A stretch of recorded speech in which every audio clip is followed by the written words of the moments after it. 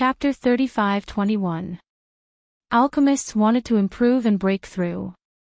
They could only desperately refine medicinal pills to raise their proficiency in order to upgrade their alchemist's level. As for refining medicinal pills, it required a lot of time and energy.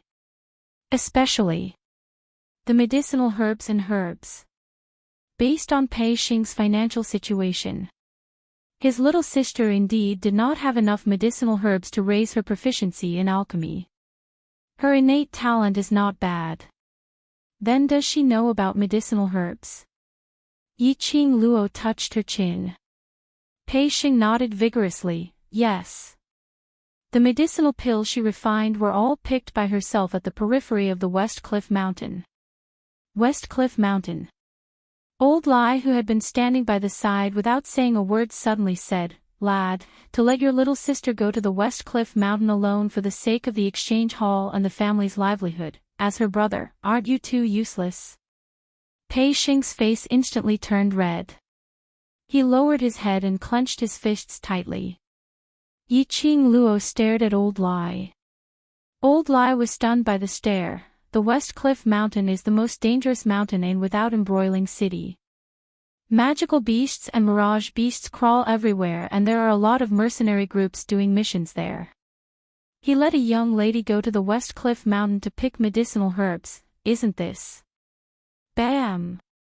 Yiqing Luo patted Old Lai's shoulder and whispered, "Stop talking." Old Lai's mouth moved and stopped his voice. Yiqing Luo looked at Old Lai. Her heart was a little surprised. She really didn't understand why the people from the Hell Palace would help her. Moreover, it seemed that her attitude towards her words was obedient. Was it because they knew she was Dmo Xian's wife? They wanted to please her to please Dmo Xian. Forget it, forget it. No matter what reason Old Lai had. Anyway, Old Lai was at the treasure gathering. People like the Lu family and Qiao Yulu wouldn't dare to act rashly. Yiqing Luo retracted her vision and looked at Pei Xing, whose face was flushed red, as guilt was spreading. She raised her hand and patted Pei Xing's shoulder lightly. "You are all trying to protect the treasure gathering. This is not wrong. If you really feel sorry for your little sister, then make yourself stronger to protect her." Pei Xing's body stiffened as she raised her head to look at her. Yiqing Luo's lips curled as she smiled at him. "This time, after obtaining the honor of the best trading house, whether you're able to grab hold of the opportunity to let her live a good life, will depend on you." Pei Xing looked at Yiqing Luo in a daze. There were ripples in his eyes. His eyes gradually reddened. He clenched his fists tightly, and his eyes were resolute. I will. So, call her back now. There are only 5 days left, we have to hurry up." Seeing him pick himself up, Yiqing Luo loosened the hand on his shoulder. Pei Xing nodded, turned around, and ran into the crowd. Taking advantage of this time, Yiqing Luo went to the inner hall of the treasure gathering to tidy herself up. At the back of the inner hall, there were only 2 extremely narrow bedrooms. One was slightly bigger, and the other was smaller. There was only a wooden bed, and it could only accommodate 1 person. The room was larger and looked more elegant. This should be Pei Xing's younger sister's room. Yiqing Luo didn't stand on ceremony as she walked straight into the big room. When he saw the bronze mirror on the table, Yiqing Luo finally understood why when those people saw her, they would treat her as a beggar. What the f***ck, wasn't he a little too pathetic? Her hair was like a chicken's nest, stained with mud. Chapter 35-22. Other than a pair of long and narrow eyes, which were extremely eye-catching in the mud and dirt. Messy hair, dirty face, tattered robes stained with all kinds of unknown filth, she looked like a beggar who had gone through hardships. He couldn't be any more embarrassed. Yiqing Luo's current mood was, well, she could no longer use words to describe her feelings. Taking a deep breath, Yiqing Luo asked Old Lai to get a few buckets of water. She took out the bathtub in the corner. Probably because Pei Xing's sister was also a pharmacist. Everything in the room had been disinfected by medicinal herbs. Yiqing Luo sprinkled some medicinal powder into the bathtub and disinfected it once again. She then closed the door and started to wash herself.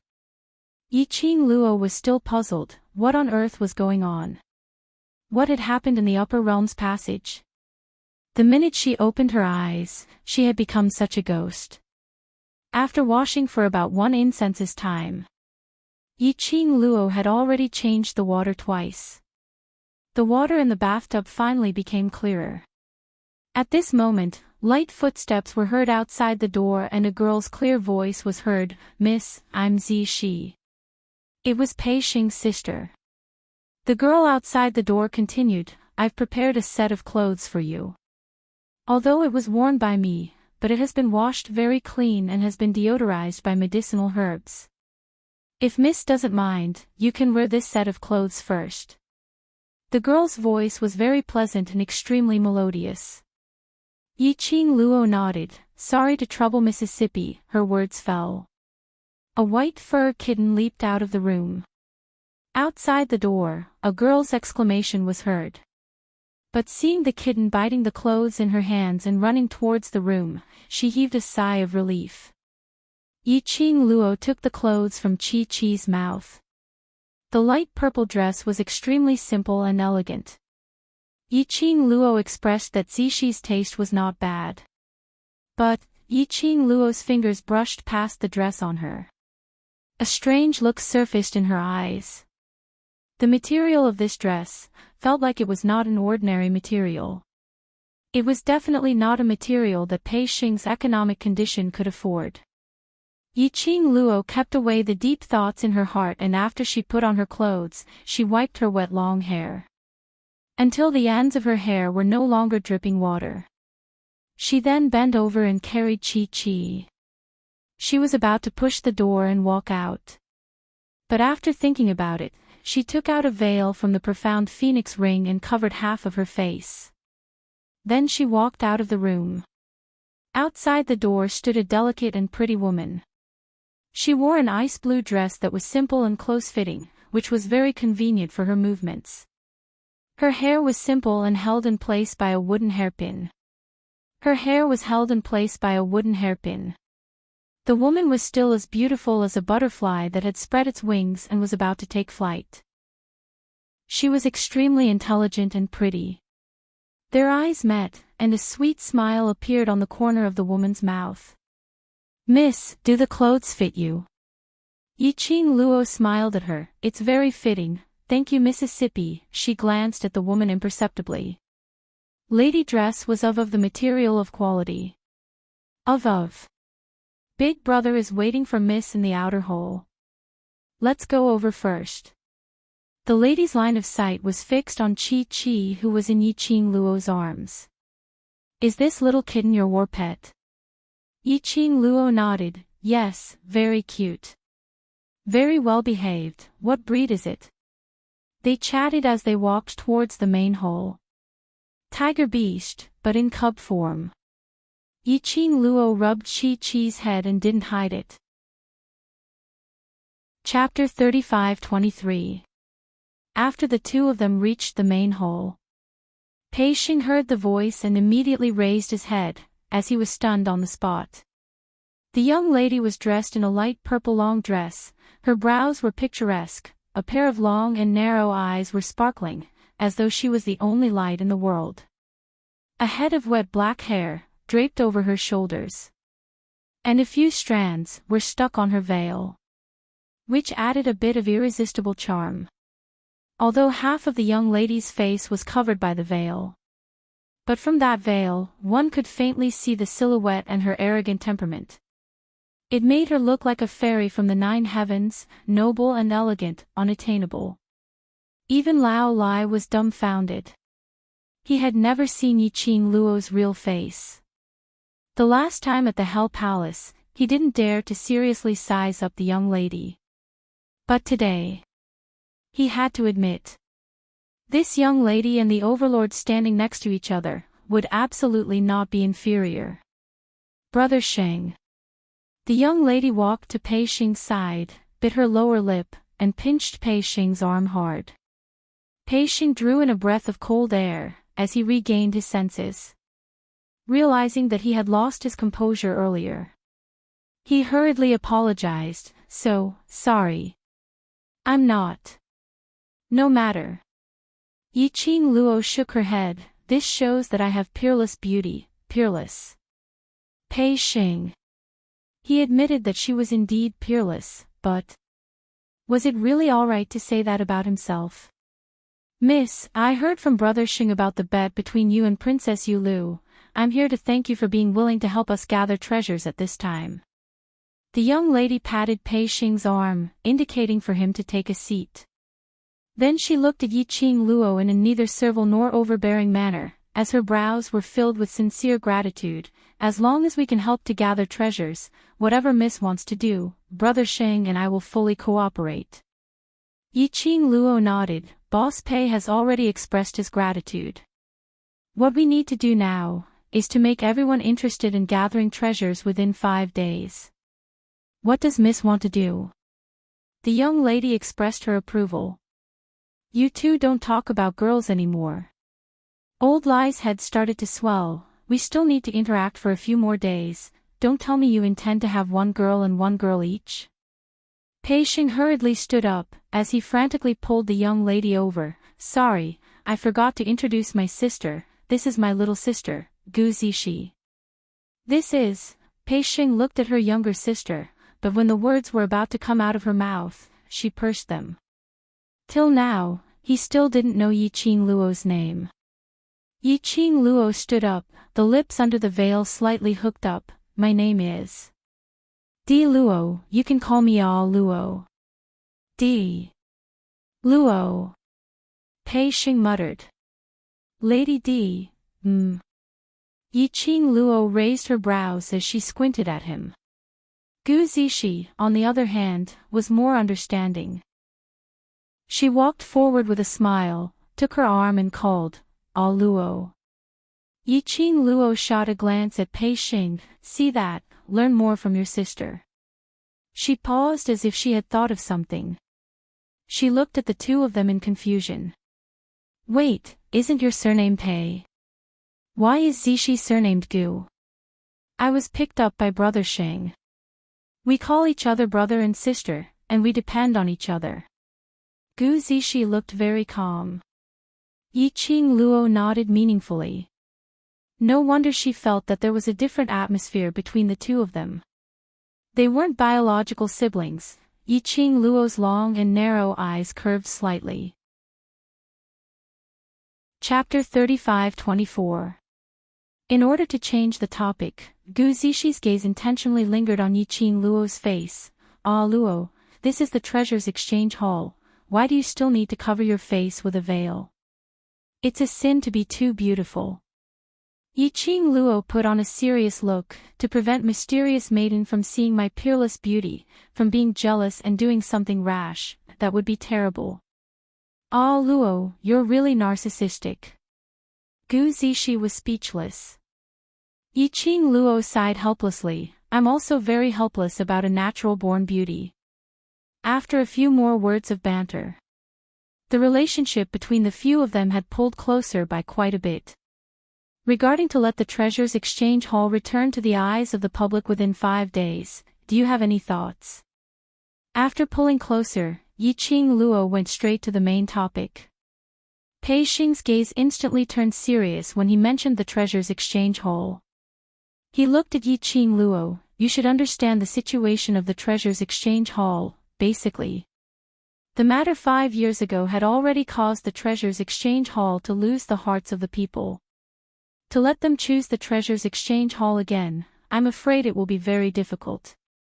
Today's matter has already taken the first step, isn't it?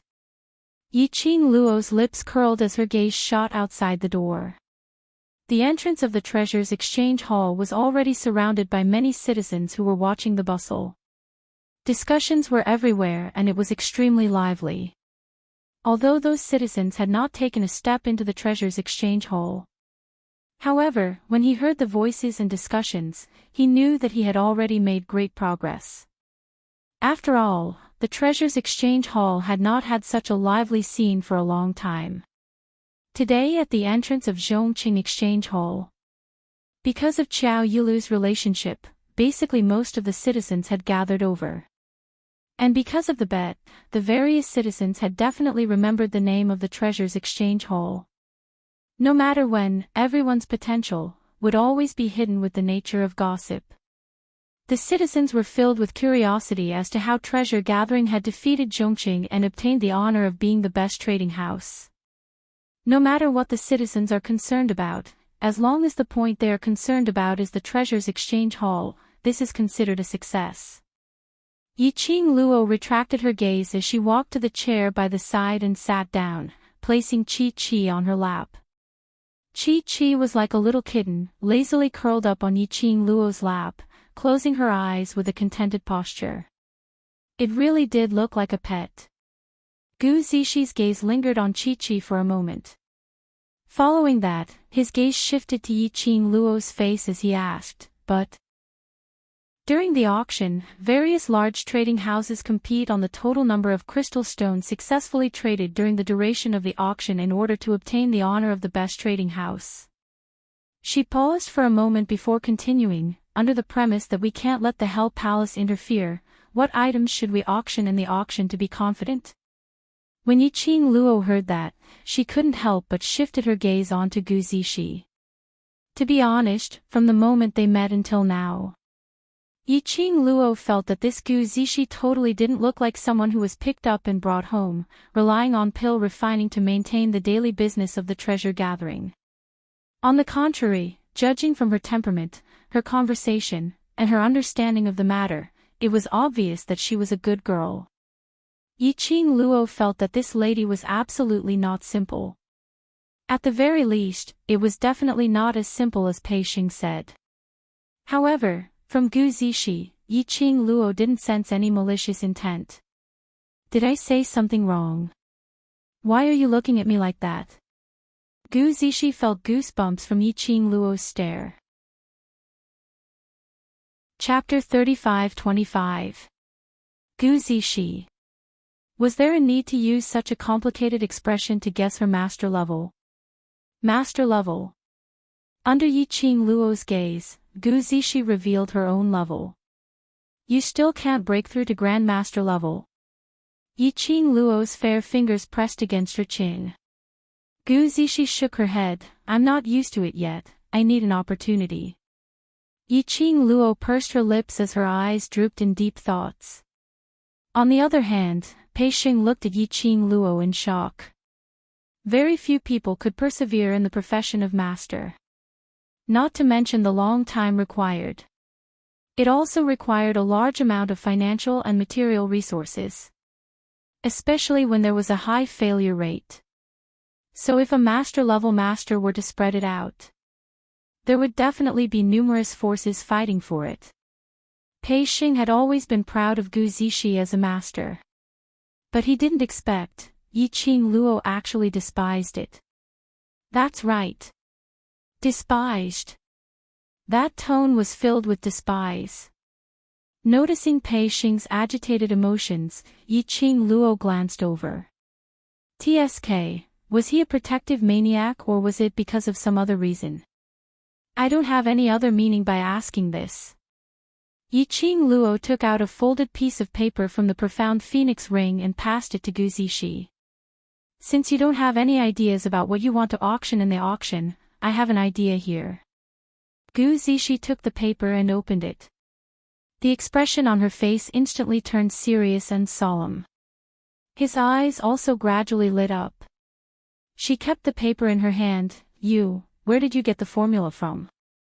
How could there be such a formula? Follow the formula and buy the commonly used medicinal herbs in the most low-profile way.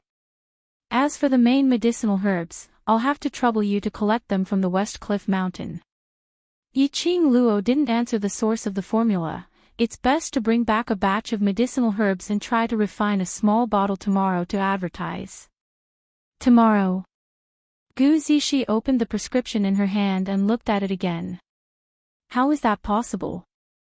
You're in charge of finding the medicinal herbs, I'll do the rest. Yiqing Luo smiled. If tomorrow's advertising is successful, we'll definitely get the best trading house's honor. Gu Zishi was stunned as her pupils enlarged. You're also a master? Yiqing Luo nodded with a smile. Gu Zishi took a deep breath and gripped the prescription in her hand tightly. She didn't ask about Yiqing Luo's alchemist grade. She could tell that Yiqing Luo's level was absolutely above hers. Alright, I understand. I will definitely bring back enough medicinal ingredients to make a bottle of it before 11 p.m. today. Gu Zishi put away the recipe. It's very dangerous over at West Cliff Mountain, let Old Lai go over to protect you. Yiqing Luo looked at Old Lai who was dozing off by the side. Anyway, he has nothing better to do. Gu Zishi's expression changed slightly. No, there's no need. I'm very familiar with Xia Mountain. Nothing will happen. If you don't let Old Lai follow you, Sheng will worry about you. Yiqing Luo took a look at Pei Xing. Don't worry, Old Lai won't keep following you around. I have other matters to attend to and would like to trouble him to make a trip to the West Cliff Mountain. Gu Zishi hesitated for a moment. Okay, I understand. The two of them had already decided on the future of the Gathering Treasures exchange. Pei Xing was a little dazed. Zishi, what exactly is the formula that Luo gave you? Gu Zishi's lively eyes curved, her little body half sprawled on the coffee table, both hands supporting her chin as she looked at Pei Xing playfully. Chapter 35-26. Pei Xing couldn't get an answer, so Gu Zishi and Old Lai had already left the treasure gathering. Pei Xing could only shift his gaze towards Yiqing Luo. Before he could even open his mouth to ask. Yiqing Luo clapped her hands and carried Chi as she stood up. All right, let's start. Start what? Pei Xing looked at Yiqing Luo in a daze. Yiqing Luo walked straight out of the entrance of the treasure gathering, of course. To transform the treasure gathering. When the young lady walked to the entrance, she even turned her head and looked at him with a smile. As she retreated, she smiled and said, "You're right." Her eyes were filled with a crafty smile. Her veil fluttered like a fairy descending to earth. Even though Pei Xing had already been stunned by Yiqing Luo. At this moment, he was dazzled by the young lady's smile. Of course, it couldn't be said that he had any evil thoughts towards Yiqing Luo. But, humans were visual animals. All of their reactions were the most instinctive reactions to the visual feast in front of them. When a man dressed in a black robe with an elegant demeanor arrived at the entrance of the treasure gathering exchange hall, what he saw was this scene. The young lady was dressed in a simple and elegant light purple long dress, which accentuated the young lady's petite figure. The purple dress followed the young lady's footsteps. Like a blooming purple rose, it dyed the entire pupil. Yiqing Luo acutely sensed someone approaching from behind. Her retreating footsteps immediately halted. She could almost smell the scent of the person behind her. After Yiqing Luo halted her footsteps, she speedily turned around and retreated 2 steps. The moment she turned around, the white veil fluttered with the wind, faintly revealing half of her smooth lower jaw. The contour was soft and beautiful, her lips pink and tender. The man stood there in a daze, his eyes fixated on Yiqing Luo, not moving for a long time. After Yiqing Luo retreated a few steps, she saw the man's face clearly. Her pink lips pursed. Eldest young master Qiao. This man, wasn't he Qiao Yinyan? Pei Xing also saw Qiao Yinyan and hurriedly ran out from the treasure gathering exchange hall. Eldest young master Qiao, why are you here? Hearing Pei Xing's male voice, Qiao Yinyan's eyes, which were staring at Yiqing Luo without blinking, finally had some fluctuations. His eyelashes trembled. Miss, Is eldest young Master Chow here on behalf of Mysterious Fairy to test if treasure gathering has the ability to gain glory in the auction? Yi Qing Luo asked with a smile. Xiao Yinyan's handsome face immediately tensed up. No. I'm definitely not helping Princess Yulu's search for the treasure. He lowered his head in embarrassment. I want to help. Looking at Xiao Yinyan's anxious expression, Yi Qing Luo couldn't help but laugh out loud. I'm just joking. In front of Xiao Yulu, Xiao Yinyan had never spoken up for her. Of course, it was impossible for him to help Xiao Yulu and come over to investigate the situation of the treasure gathering. Furthermore, everyone in Without Embroiling City knew what the treasures gathering hall looked like. There was no need to probe the situation at all. However, from what she could see, Xiao Yulu would definitely send someone to investigate her identity. Looked like she needed Old Lie's help to get her an identity in the Hell Palace. Although I've made a verbal promise with Mysterious Fairy that I will absolutely not allow anyone from the Hell Palace to help, but I don't swindle any treasures from eldest young Master Qiao and put it up for auction, just to let eldest young Master Qiao use some physical strength, so it shouldn't be against the rules, right? Yi Qing Luo looked at Xiao Yinyan smilingly. In her long and narrow eyes, there was an obvious teasing smile. Chapter 35-27. However, Xiao Yinyan still agreed without hesitation. Yi Qing Luo brought the two of them and started to discuss the exterior design of the treasure house. If they wanted to renovate it, there was not enough time. So they could only choose to fiddle with the small details, making some changes, to make the treasure exchange hall not look so shabby, not like an unlicensed black shop. The entire afternoon, until evening, Yi Qing Luo and the other two were busy. More and more citizens came over to watch. But they didn't disturb the three of them. Yi Qing Luo didn't bother about them. To tell the truth, it wasn't a bad thing to have the citizens watching. This was a bunch of free publicity staff. And Gu Zishi and Old Lie had not returned yet. They were busy all the way till 9 o'clock, which was around 9 o'clock at night, when Yi Qing Luo called for the two of them to stop and rest. Pei Xing and Xiao Yinyan were sweating profusely as they slumped on the chair, panting heavily. For the entire day, they were indeed doing physical labor. He wasn't carrying them around, but leaping onto roofs and vaulting over walls, installing this and that.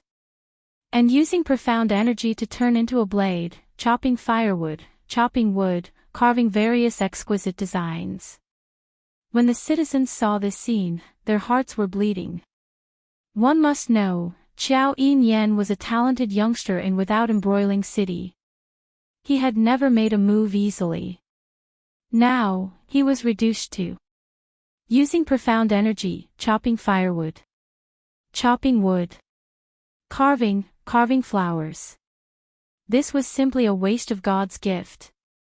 The key was their eldest young Master Qiao was doing these degrading things, yet he was doing it happily.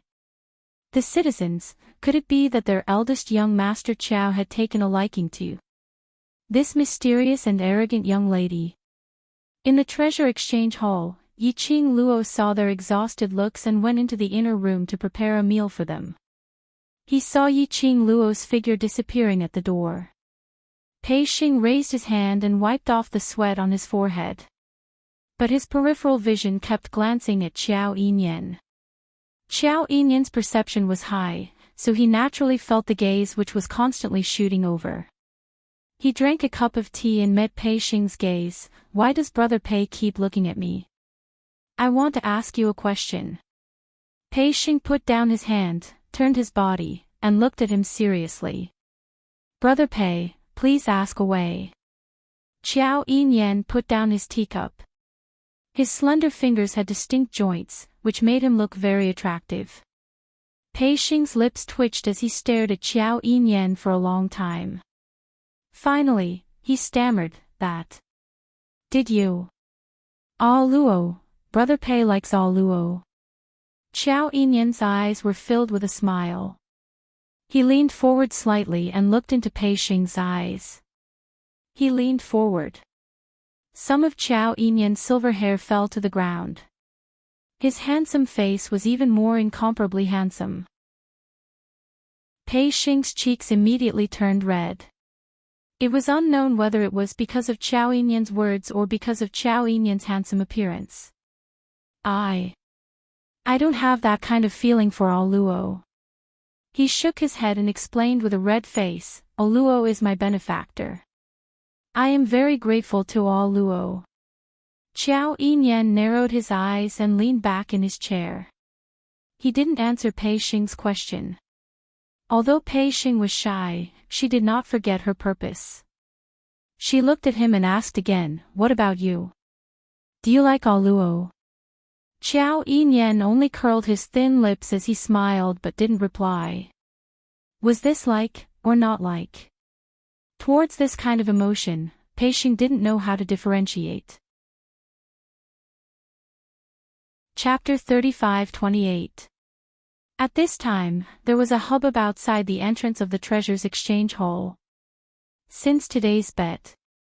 Outside the Treasures Exchange Hall, there had been endless discussions and noises. But the hubbub this time was obviously not small. Xiao Yinyan frowned and was about to get up. Pei Xing had already stood up. You continue to rest, I'll go take a look. As he said this, he walked out of the Treasures Exchange Hall. Outside the Treasures Exchange Hall, the citizens who were originally gathered together had now split into two sides. And standing in the middle of the citizens was Xiao Yulu, who was like the moon surrounded by stars. The woman's petite figure was no longer as graceful and luxurious as before, but was dressed like the daughter of an aristocratic family. She wore a white dress, a white veil covering her face, and her temperament was like an orchid.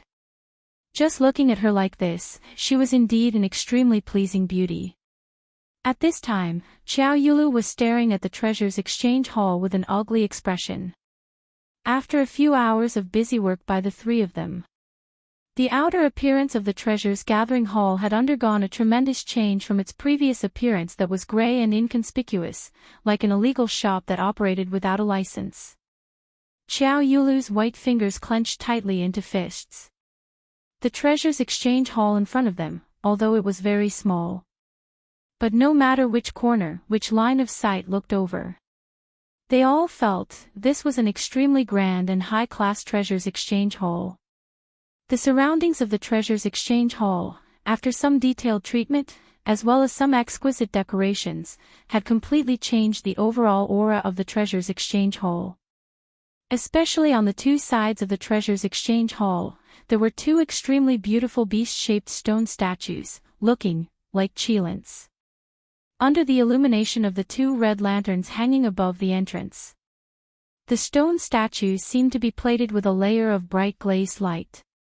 It could be said that the current Treasures Exchange Hall, in terms of appearance, it was definitely not inferior to the Sincerity Exchange Hall. Sister Yulu.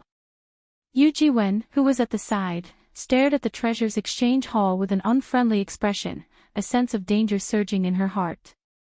Xiao Yulu's expression was dark, her sharp gaze shooting straight at Pei Xing, who had walked out of the Treasures Exchange Hall. She raised her hand, and an invisible force shot straight at Pei Xing's face. That strength was extremely ruthless. And there was no mercy at all. Pei Xing's eyes widened, completely not expecting Xiao Yulu to suddenly attack. He was so shocked that he wanted to avoid it. However, Xiao Yulu's profound rank was above him, and her attacks were swift and fierce. He had no time to dodge. Bang! The sharp blade sliced through the air and emitted an explosive sound. Pei Xing's tightly shut eyes suddenly opened. His face was filled with shock. He's okay. Pei Xing didn't feel any pain.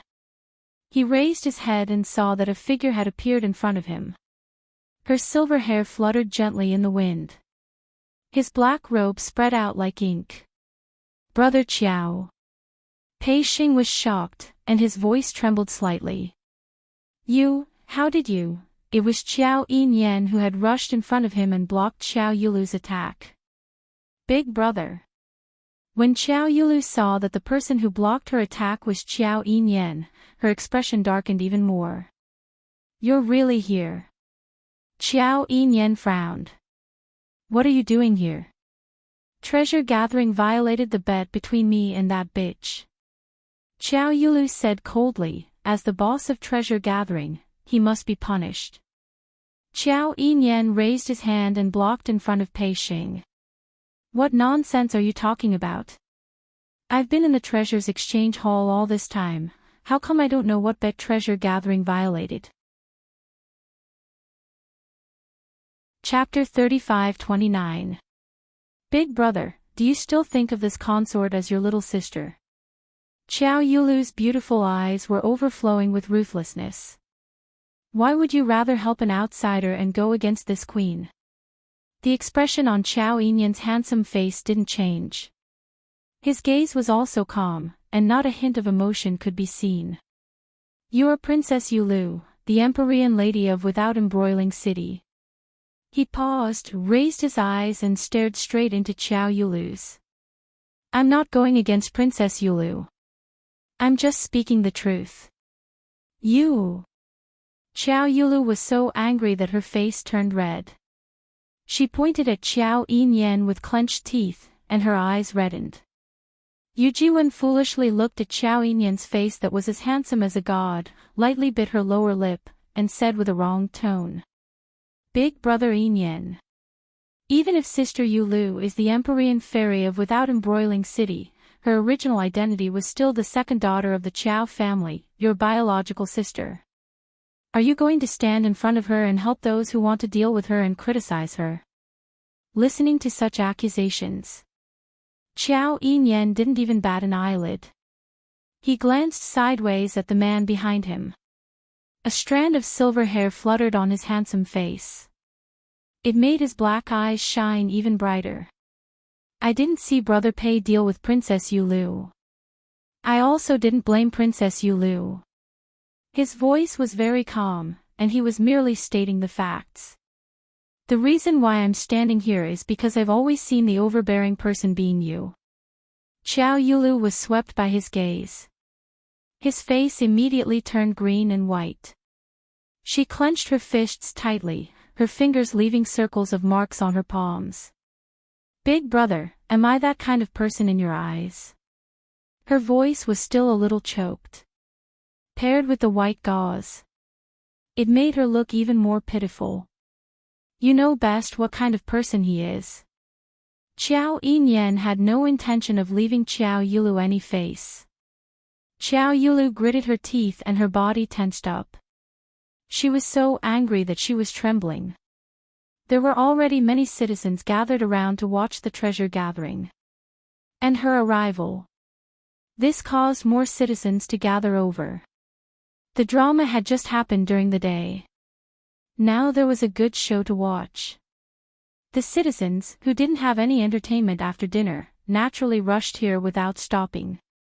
In front of almost 80% of the citizens, Xiao Yulu was completely embarrassed by Xiao Yulu's words. Seeing this, Yu Jiwen's face turned red. She grabbed Xiao Yulu's arm and glared at Xiao Yinyan with red eyes. Big brother Yinyan, you've never been like this before. Big sister Yulu is your younger sister, and she just returned to Without Embroiling City today. Yet, instead of staying at the Qiao clan to welcome big sister Yulu, you came to the treasure gathering hall, and you even spoke so harshly to big sister Yulu, completely disregarding the relationship between the two of you as siblings. You. She raised her trembling hand and pointed at Xiao Yinyan as tears streamed down her face. Have you fallen for that B***tch? In order to please that bitch, you became like this. What was I like before? How was it now? What does this have to do with you? Xiao Yinyan glanced at Yu Jiwen indifferently. Don't speak as if you know me very well. Third, miss you, I'm not familiar with you at all. It's not up to an outsider like you to interfere in the affairs of the Chow clan. His voice paused slightly, and his ink-black eyes slightly darkened. Chapter 35-30. Yu Jiwen's eyes widened as she looked at Xiao Yinyan in shock. It was as if she couldn't believe that Xiao Yinyan would say such ruthless words. Tears rolled down her cheeks. Yu Jiwen lowered her head and didn't dare to say anything else. Xiao Yulu glared at Yu Jiwen and cursed her inwardly. Then, she pushed Yu Jiwen's hand away and stared at Xiao Yinyan coldly. Big brother, since you're so heartless that you won't even acknowledge me as your sister for that girl, then don't blame me for not giving you face. Xiao Yinyan frowned. What do you want to do? I don't want to do anything. Xiao Yulu's eyes were cold, and her expression was ruthless. I just want to teach the owner of the Treasures Exchange, Pei Xing, a lesson. She pointed a slender finger at Pei Xing and said word by word, Pei Xing, I'll give you two choices. First, get over here right now and kneel on the ground to admit that the Treasures Exchange broke the bet. Second, I'll smash the Treasures Exchange right now. Princess Yu. Lu. Xiao Yinyan's face darkened when he heard those arrogant words. You're Without Embroiling City's Empyrean Fairy. You represent Without Embroiling City. Aren't you afraid of losing the face of Without Embroiling City by being so arrogant and willful? You're the first young master of the Qiao family, a genius with all kinds of honors in Without Embroiling City. If you're willing to disregard family ties for a girl you've just met, why should I be afraid? Xiao Yulu sneered and didn't waste any more words with Xiao Yinyan. She stared coldly at Pei Xing with a burning gaze. He swiftly raised his palm and smashed it down towards Pei Xing. That palm strike was completely different from the one that Xiao Yinyan had blocked earlier. The girl's white dress was blown away. The surging wave was like a tidal wave, carrying with it a boundless killing intent. Xiao Yinyan's expression changed drastically. He quickly pulled Pei Xing over and thrust his palm toward Xiao Yulu. That palm strike created a shockwave that was extremely violent. The wave of air that it created was like a raging wave that tore through the air. The surrounding citizens spat out mouthfuls of blood and flew backward, falling heavily to the ground. Some of the weaker ones even fainted. Xiao Yinyan hurriedly retracted his palm and looked at the fallen citizens with a livid expression. He glared at Xiao Yulu and said, How much longer are you going to make a scene? This isn't the Linglong Hall, it's not a place where you can mess around. If these citizens die, it will be your fault. Xiao Yulu sneered. If you don't want the citizens to get hurt again, then move aside and let this empress smash treasure gathering. Xiao Yinyan gritted his teeth. I didn't expect you to become like this. Xiao Yulu raised her chin proudly. Everything I do is for Without Embroiling City. Big brother, this consort will ask you one last time, are you going to move or not? Xiao Yinyan clenched his fists tightly. His body tensed up because of the atmosphere, and his muscles were firm. He glared at Xiao Yulu with his dark eyes. Brother Xiao. Pei Xing's face was pale. He put a hand on Xiao Yinyan's arm. You can't fight anymore. The citizens will get hurt. He turned his head and looked at the treasure-gathering exchange behind him. His eyes reddened involuntarily. He clenched his fists and said in a low, hoarse voice, We can't let her smash treasure gathering either. This is not only the brand that I've guarded for 5 years, it's also the blood, sweat, and tears of all Luo and us. Chapter 35-31.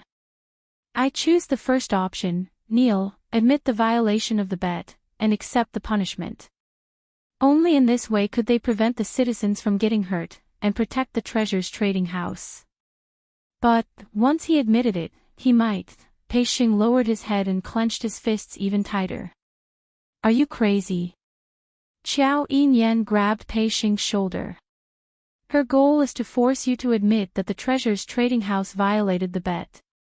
In this way, she will win the bet between her and all Luo. Pei Xing's face was pale, and his whole body was stiff. Qiao Yinyan pulled him back and looked at Xiao Yulu with an unfriendly expression.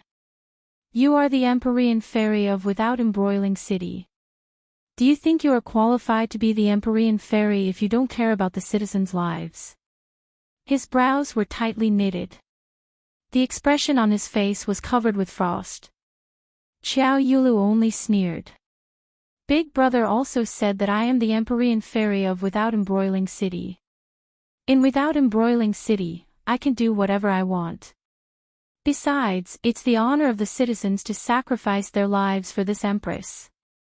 Her words caused the faces of the citizens to change. They stared at Xiao Yulu in disbelief. They couldn't believe that their Empyrean fairy would say something so irresponsible. You are simply... Xiao Yinyan's breathing quickened, his chest rising and falling. He could no longer describe Xiao Yulu's selfishness and arrogance. Xiao Yulu snorted arrogantly, her red lips burning under her veil. Big Brother, let's continue.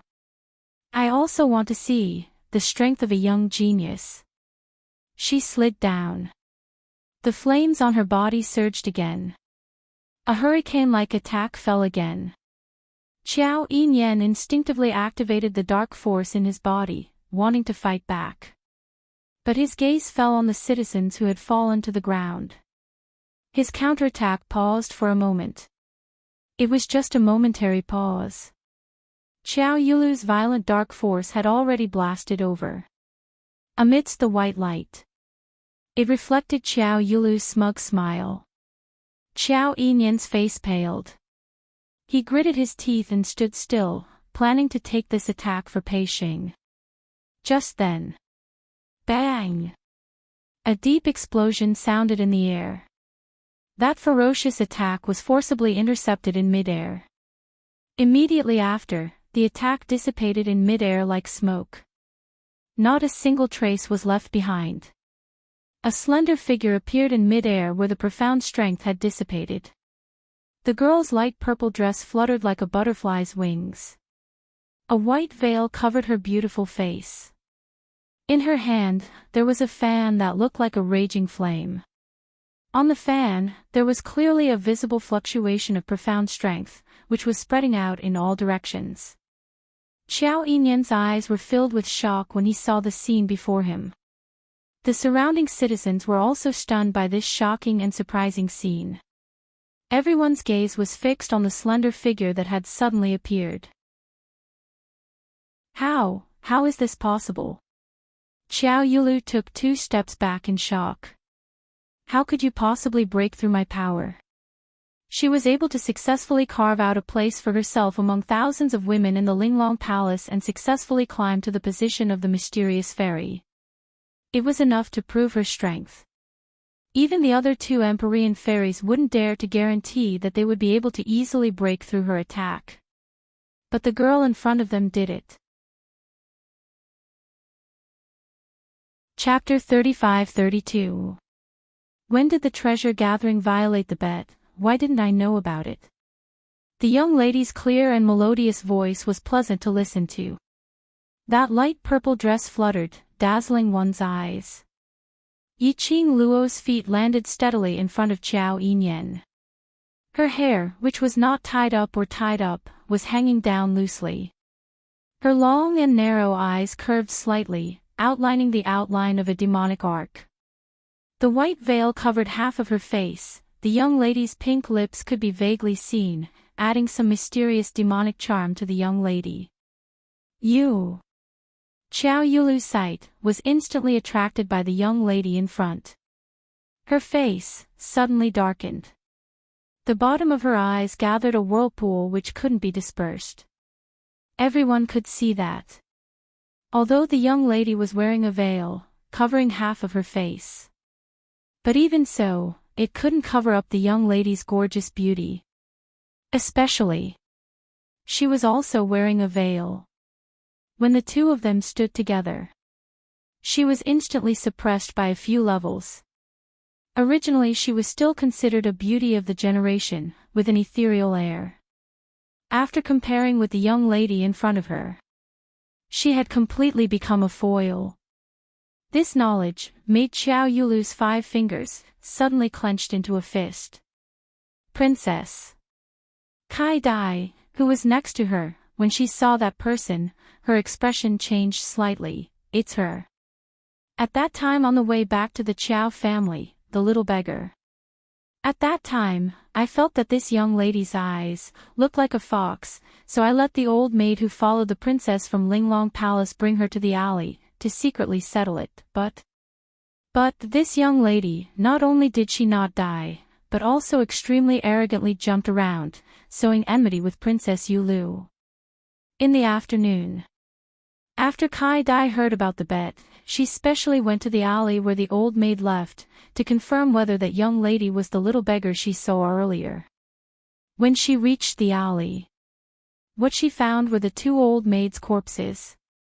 According to the situation at the scene, that was 2 old maids killing each other, causing both of them to die. But Kai Dai thought, it must be that young lady who did it. Useless thing. Xiao Yulu regained her senses, and gave Kai Dai a slap on the face. Kai Dai was sent flying, but she still struggled to climb up, kneeling on the ground. It's this servant's fault, it's this servant's fault. Princess, please calm your anger, don't harm your body. Xiao Yulu vented all the resentment in her stomach on this slap. As soon as Kai Dai opened her mouth, she spat out mouthfuls of blood. However, Kai Dai still didn't care. He kept kowtowing and apologizing. Fresh blood stained the ground beneath her. If you want to put on this kind of master-servant drama, do it in your Qiao family. Don't pollute the air in front of the treasure-gathering exchange hall. Yiqing Luo sneered as her pink lips curled up, her eyes filled with contempt. Don't think that you can do whatever you want just because you've hooked onto this consort's big brother. Xiao Yulu gritted her teeth as she stared furiously at Yiqing Luo. You dare to say that you didn't go against our bet? Of course I dare. Yiqing Luo opened her mouth without any hesitation. As she lazily raised the corners of her eyes, Mysterious Maiden didn't allow any explanation and rushed to the treasure gathering, beating and scolding, and even wanted to make a move on the treasure gathering's boss, forcefully demolishing the treasure gathering. She raised her wrist. Her fair slender fingers gently pressed against her lower jaw. The auction has yet to officially start. Mysterious Maiden couldn't wait to find trouble. Could it be that she felt that she would definitely lose and wanted to find a way out for herself? As she said that, she clicked her tongue. Chapter 35-33. TSK. Even if Mysterious Maiden loses this bet, at most you just have to kneel down and shout that you're a waste. This isn't painful or itchy and you won't lose a few kilograms of flesh. She sighed again. I'm not like you. If you lose, you'll lose your entire person. Following that, she raised her head again. Her long and narrow eyes looked at Xiao Yulu with sincerity as she spoke in a considerate manner. Since Mysterious Maiden can't afford to lose, then I'll reluctantly let you off. This bet, let's call it off. From the start to the end, Yiqing Luo didn't give Xiao Yulu's side any chance to speak. She continued talking on her own. Xiao Yulu's face twisted. Looking at Xiao Yulu's malevolent face which couldn't even be concealed by the veil, Yiqing Luo started to laugh unkindly. The feeling of occasionally being a flourishing white lotus wasn't bad at all. Especially this kind of disgusting smile and then looking at the other party, being disgusted till she couldn't rebuke, it was simply too satisfying. What are you hinting at? Xiao Yulu bellowed angrily, this lady can't afford to lose. It's obviously you who have violated the bet between us. You've already lost. Yiqing Luo tilted her head as she blinked. Did I hint at anything? Mysterious Maiden must be feeling guilty, so you're thinking too much. Her words came to a halt as her smile suddenly froze on her face. Her pair of long and narrow eyes became sharp and fierce. Her entire aura, at this moment, was suddenly unleashed. Mysterious Maiden keeps saying that I violated the bet, then. Will Mysterious Maiden please explain clearly, how did I violate the bet, causing Mysterious Maiden to personally come over to the Treasures Exchange Hall, wanting to demolish the place, and to make a move on Pei Sheng. Her sharp aura caused people to be frightened. If Mysterious Maiden is unable to give a suitable reason, I will definitely pursue the matter of Mysterious Maiden coming over to the Treasures Exchange Hall today. Xiao Yulu's expression turned sinister because of Yi Qing Luo's words, as she forcefully wiped out that immortal qi in her body. Standing in front of Yi Qing Luo, facing her who had unleashed her aura. That was even more inconspicuous. Xiao Yulu's expression turned even uglier.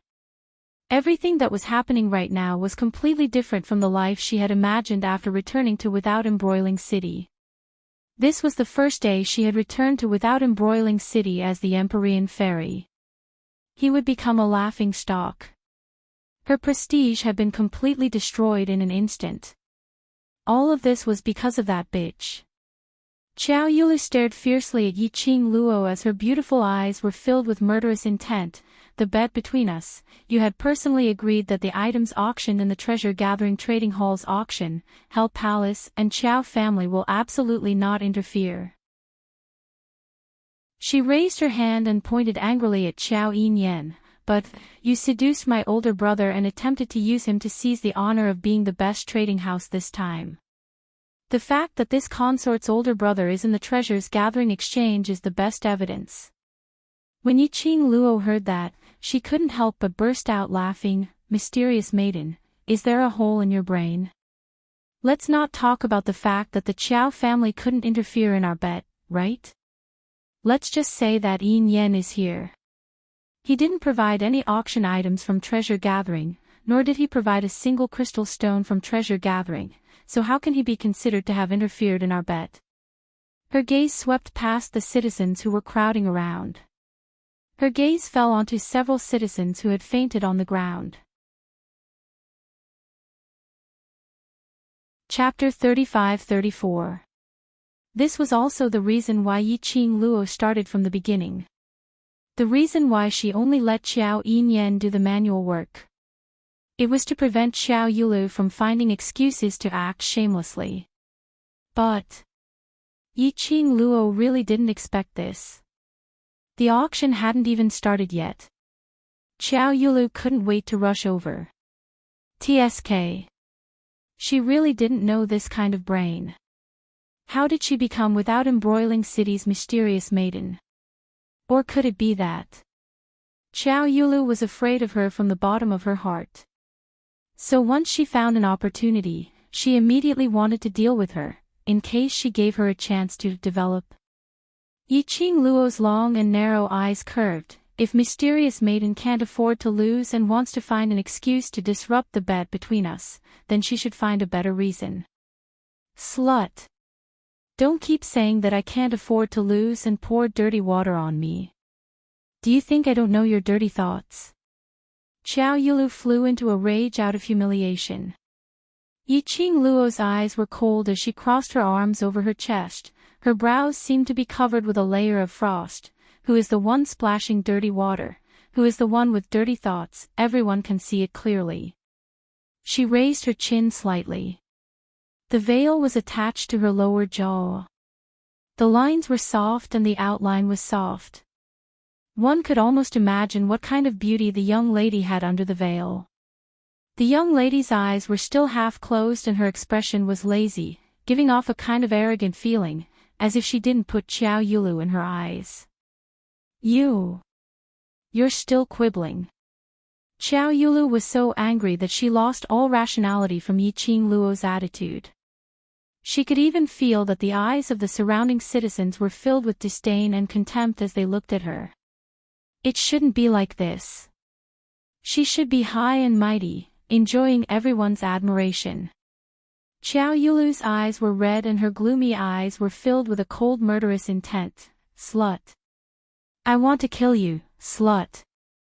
She roared as her figure moved swiftly and her entire body burst out in flames. That strong flame almost caused the surrounding air to fall into a crack. Even the citizens could see with their naked eyes the ripples in the air. Wherever the chi wave went, there was a huge explosion. The citizens' faces turned pale. Their bodies felt like they were being crushed by a heavy mountain. The 5 viscera and 6 bowels in his chest were being squeezed by an invisible force. Therefore, it was said that one had to be cautious when reading gossip. If one was not careful, they might accidentally get into trouble. Xiao Yulu. Seeing this, Qiao Yinyan anxiously roared Xiao Yulu's name. His face darkened. Do you really want to turn without embroiling city into a mess before you stop? Qiao Yinyan glared at Xiao Yulu. He took a big step forward and was about to release his dark force to force Xiao Yulu back. Just as he took a step, his shoulder was gently pressed by a small hand. Yinyan, her target is me. The young girl pressed down on his shoulder and slowly walked past him. Facing the raging hurricane and the terrifying airwave, she walked straight ahead. That clear and melodious voice reverberated in his ears. Qiao Yinyan's pupils instantly contracted. His fingers reflexively tried to grab the girl in front of him. But the moment he stretched out his hand, the girl had already walked a few steps away. His hand grabbed nothing but air. Luo. You're not her. Qiao Yinyan's urgent voice came to an abrupt halt. Because, he saw the moment the girl's figure merged into the hurricane that Xiao Yulu had created. He saw the girl suddenly raise her leg and kick Xiao Yulu's abdomen. She was as fast as lightning. And the kick was very powerful. Chapter 35-35. Bam! A loud thud resounded, accompanied by Xiao Yulu's screams. Xiao Yulu landed heavily on the ground. There was even a shallow pit on the ground. Xiao Yulu coughed violently and spat out mouthfuls of blood. Yiqing Luo slowly retracted her leg and tilted her head, her eyes curved. Since you want to fight, why bother with so many fancy moves? Isn't it obvious that you are just standing there waiting for me to beat you?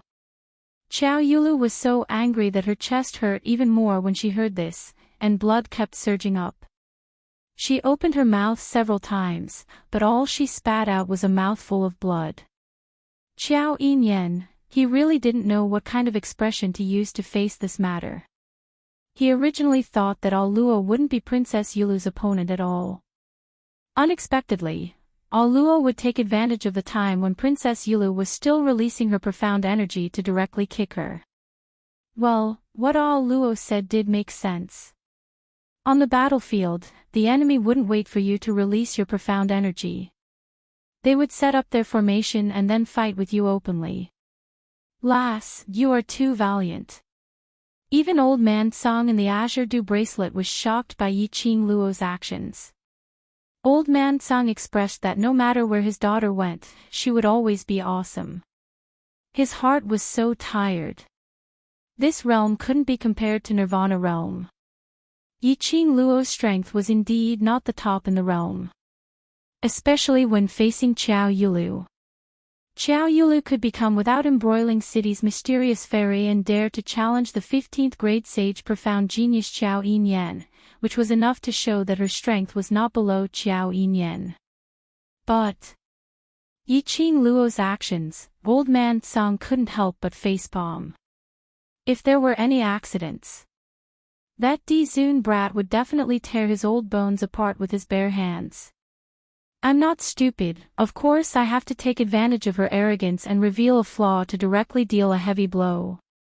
If I don't break her chi, when she really starts to fight, I will be dead meat.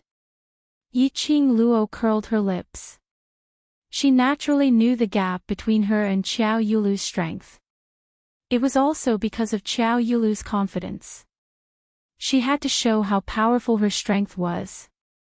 creating all kinds of hurricanes, pressure, profound waves, etc. to set off. Only then would she have the chance to destroy Xiao Yulu's pretentious act with a kick. It wasn't that she was tough, but rather that she was sinister. He could only blame Xiao Yulu for being silly. Bitch! How dare you attack Princess Yulu? Do you know what Princess Yulu represents? You. The city lord will definitely not let you off. Yu Jiwen rushed to Xiao Yulu's side and supported her. Yi Qing Luo curled her lips lazily. Remember this well, my name is Di Luo, and I'm now a partner of the conglomerate exchange. If you still have such a cheap mouth, I don't mind teaching you some manners. Yu Jiwen's eyes were filled with rage as she stared at Yi Qing Luo, but she didn't dare to say the word slut. In the morning, she had already suffered a huge loss in Yi Qing Luo's hands. She still remembered that feeling. She was relying on Xiao Yulu. And now, Xiao Yulu had fallen. What should she do? Yu Jiwen was angry, but towards Yi Qing Luo, she had an instinctive fear. While she was cowering, she suddenly caught a glimpse of a figure in the crowd. Chapter 35-36. What nonsense are you talking about? Pei Xing's face turned pale. Third miss you, what are you thinking? How dare you slander all Luo? Am I not speaking the truth? I think you've colluded with people from other cities to betray Without Embroiling City. Yu Jiwen roared coldly. All these years, Pei Xing had been silently enduring all the abuse, suspicion, and accusations. Faced with Yu Jiwen's accusation, he didn't know how to deal with it. His face was red, full of humiliation and anger. You're slandering me. Enough. What's with the noise? A calm and majestic voice came from the crowd. Immediately, Castellan Lu, dressed in a luxurious robe, strode over. Castellan Lu's face was livid, and his eyebrows were full of anger. What's going on? Why are they fighting again? Yu Jiwen cried out as soon as she saw Castellan Lu. Castellan Lu, look at Sister Yulu. She wants to kill her. Castellan Lu's gaze fell on Xiao Yulu, who was lying in Yu Jiwen's arms and vomiting blood. His expression changed drastically.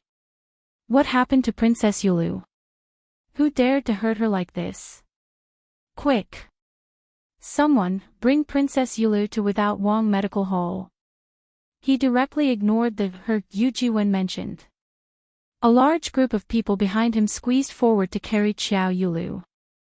At the forefront was a man in his 20s, dressed in luxurious robes.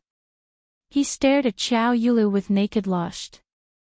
The man was about to carry Xiao Yulu from Yu Jiwen's arms. But he was stopped by a pair of hands. Thank you for your concern, young master.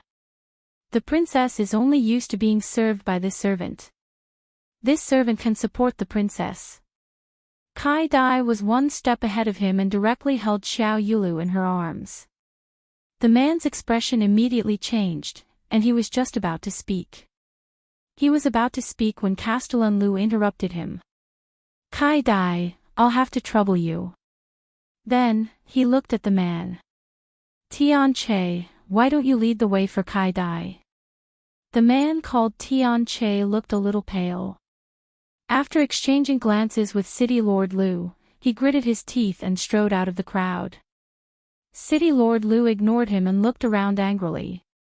Princess Yulu is the Empyrean Lady of Without Embroiling City. She represents Without Embroiling City. Who was it that injured Princess Yulu so badly? Are they looking down on Without Embroiling City? His eyes were like torches as he pointed around. Speak. Who is it? The citizens who were still conscious lowered their heads, not daring to speak. All of them shrank their necks and lowered their presence. He was afraid that he would be singled out by City Lord Lu for questioning. Finally, City Lord Lu looked at Xiao Yinyan. His voice softened a little, but his face was still filled with rage. Young Master Qiao, do you know who it is? How dare he attack Princess Yulu in Without Embroiling City? This person is definitely targeting Without Embroiling City. Qiao Yinyan's face darkened. His black eyes were as deep as ink as he stared at City Lord Lu. Yiqing Luo, who had been watching the show for a long time, felt that City Lord Lu's acting was not bad. Especially the part where he lied through his teeth and scolded indirectly. His acting couldn't be any more realistic. He was totally acting as himself. City Lord Lu probably knew about the situation here long ago. Now he was pretending to be completely unaware. Chapter 35-37. Was he trying to make use of the citizens' public opinion to target her? If it was any other time, this method might really work. But unfortunately, Qiao Yulu had already dug her own grave earlier. It was only the first day since she returned to Without Embroiling City. She hadn't gained enough favorable impression points in front of the citizens. She hadn't done anything that would make the citizens remember her in their hearts, touching them for a lifetime. She started to dig her own grave. The citizens didn't have any favorable impression towards this mysterious fairy. So how would she possibly react to City Lord Lu's hint? Would you be willing to follow a boss who treated you like an ant and didn't care about your life at all? No one was willing to be under someone else. Those who were willing to be under someone else was only because the other party had something that was worth it. Qiao Yulu didn't care about their lives. She even felt that even if they were to die, it would be their honor.